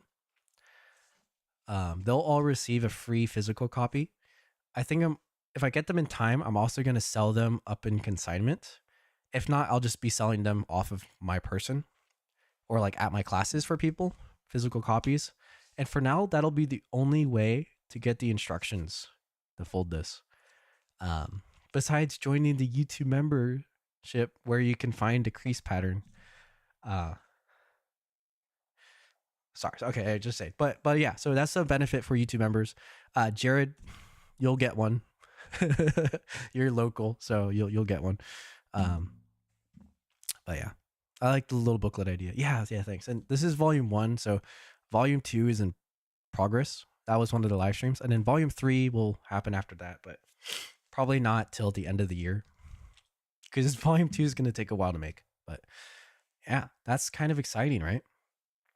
And I think that's all I have to present today. I'll leave the chat open to see if anyone else has extra questions just for a little bit longer. And I think we'll wrap up the stream. This has been a pretty solid stream. My voice has survived till now. This is fun, you know. After streaming for a few straight weeks, it was a little different missing a week. And I think I'm also missing next week. So yeah, we'll have another 2-week gap and then we'll be back on the stream. And now that I'm thinking about it, it probably won't be the case review part 2 yet. We might have to wait a little bit on that one. But I'll have something. I'll be in the other place. Maybe we'll test fold stuff or do a fold along. Who knows? Sweet. I don't want to go to New York. Yeah. No worries, Jared. You don't have to go to New York to grab one. All right, everyone. Thank you so much for watching. If you haven't yet, I recommend checking out like some of my 2 latest videos.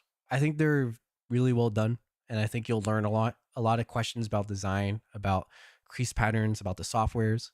I explain in the Tingyun video, and then a lot about shaping and what makes origami look good versus other origami is in the Death Battle review video.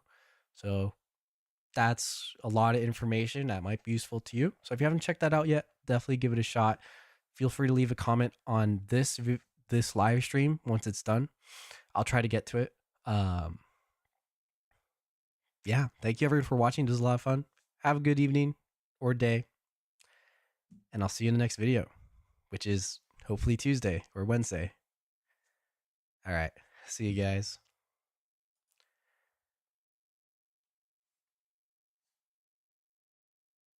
Yeah, good night, everyone. Oh, I know the ending screen is there. I'm still here. Yeah, I'll end it in like 3 seconds. All right, good night.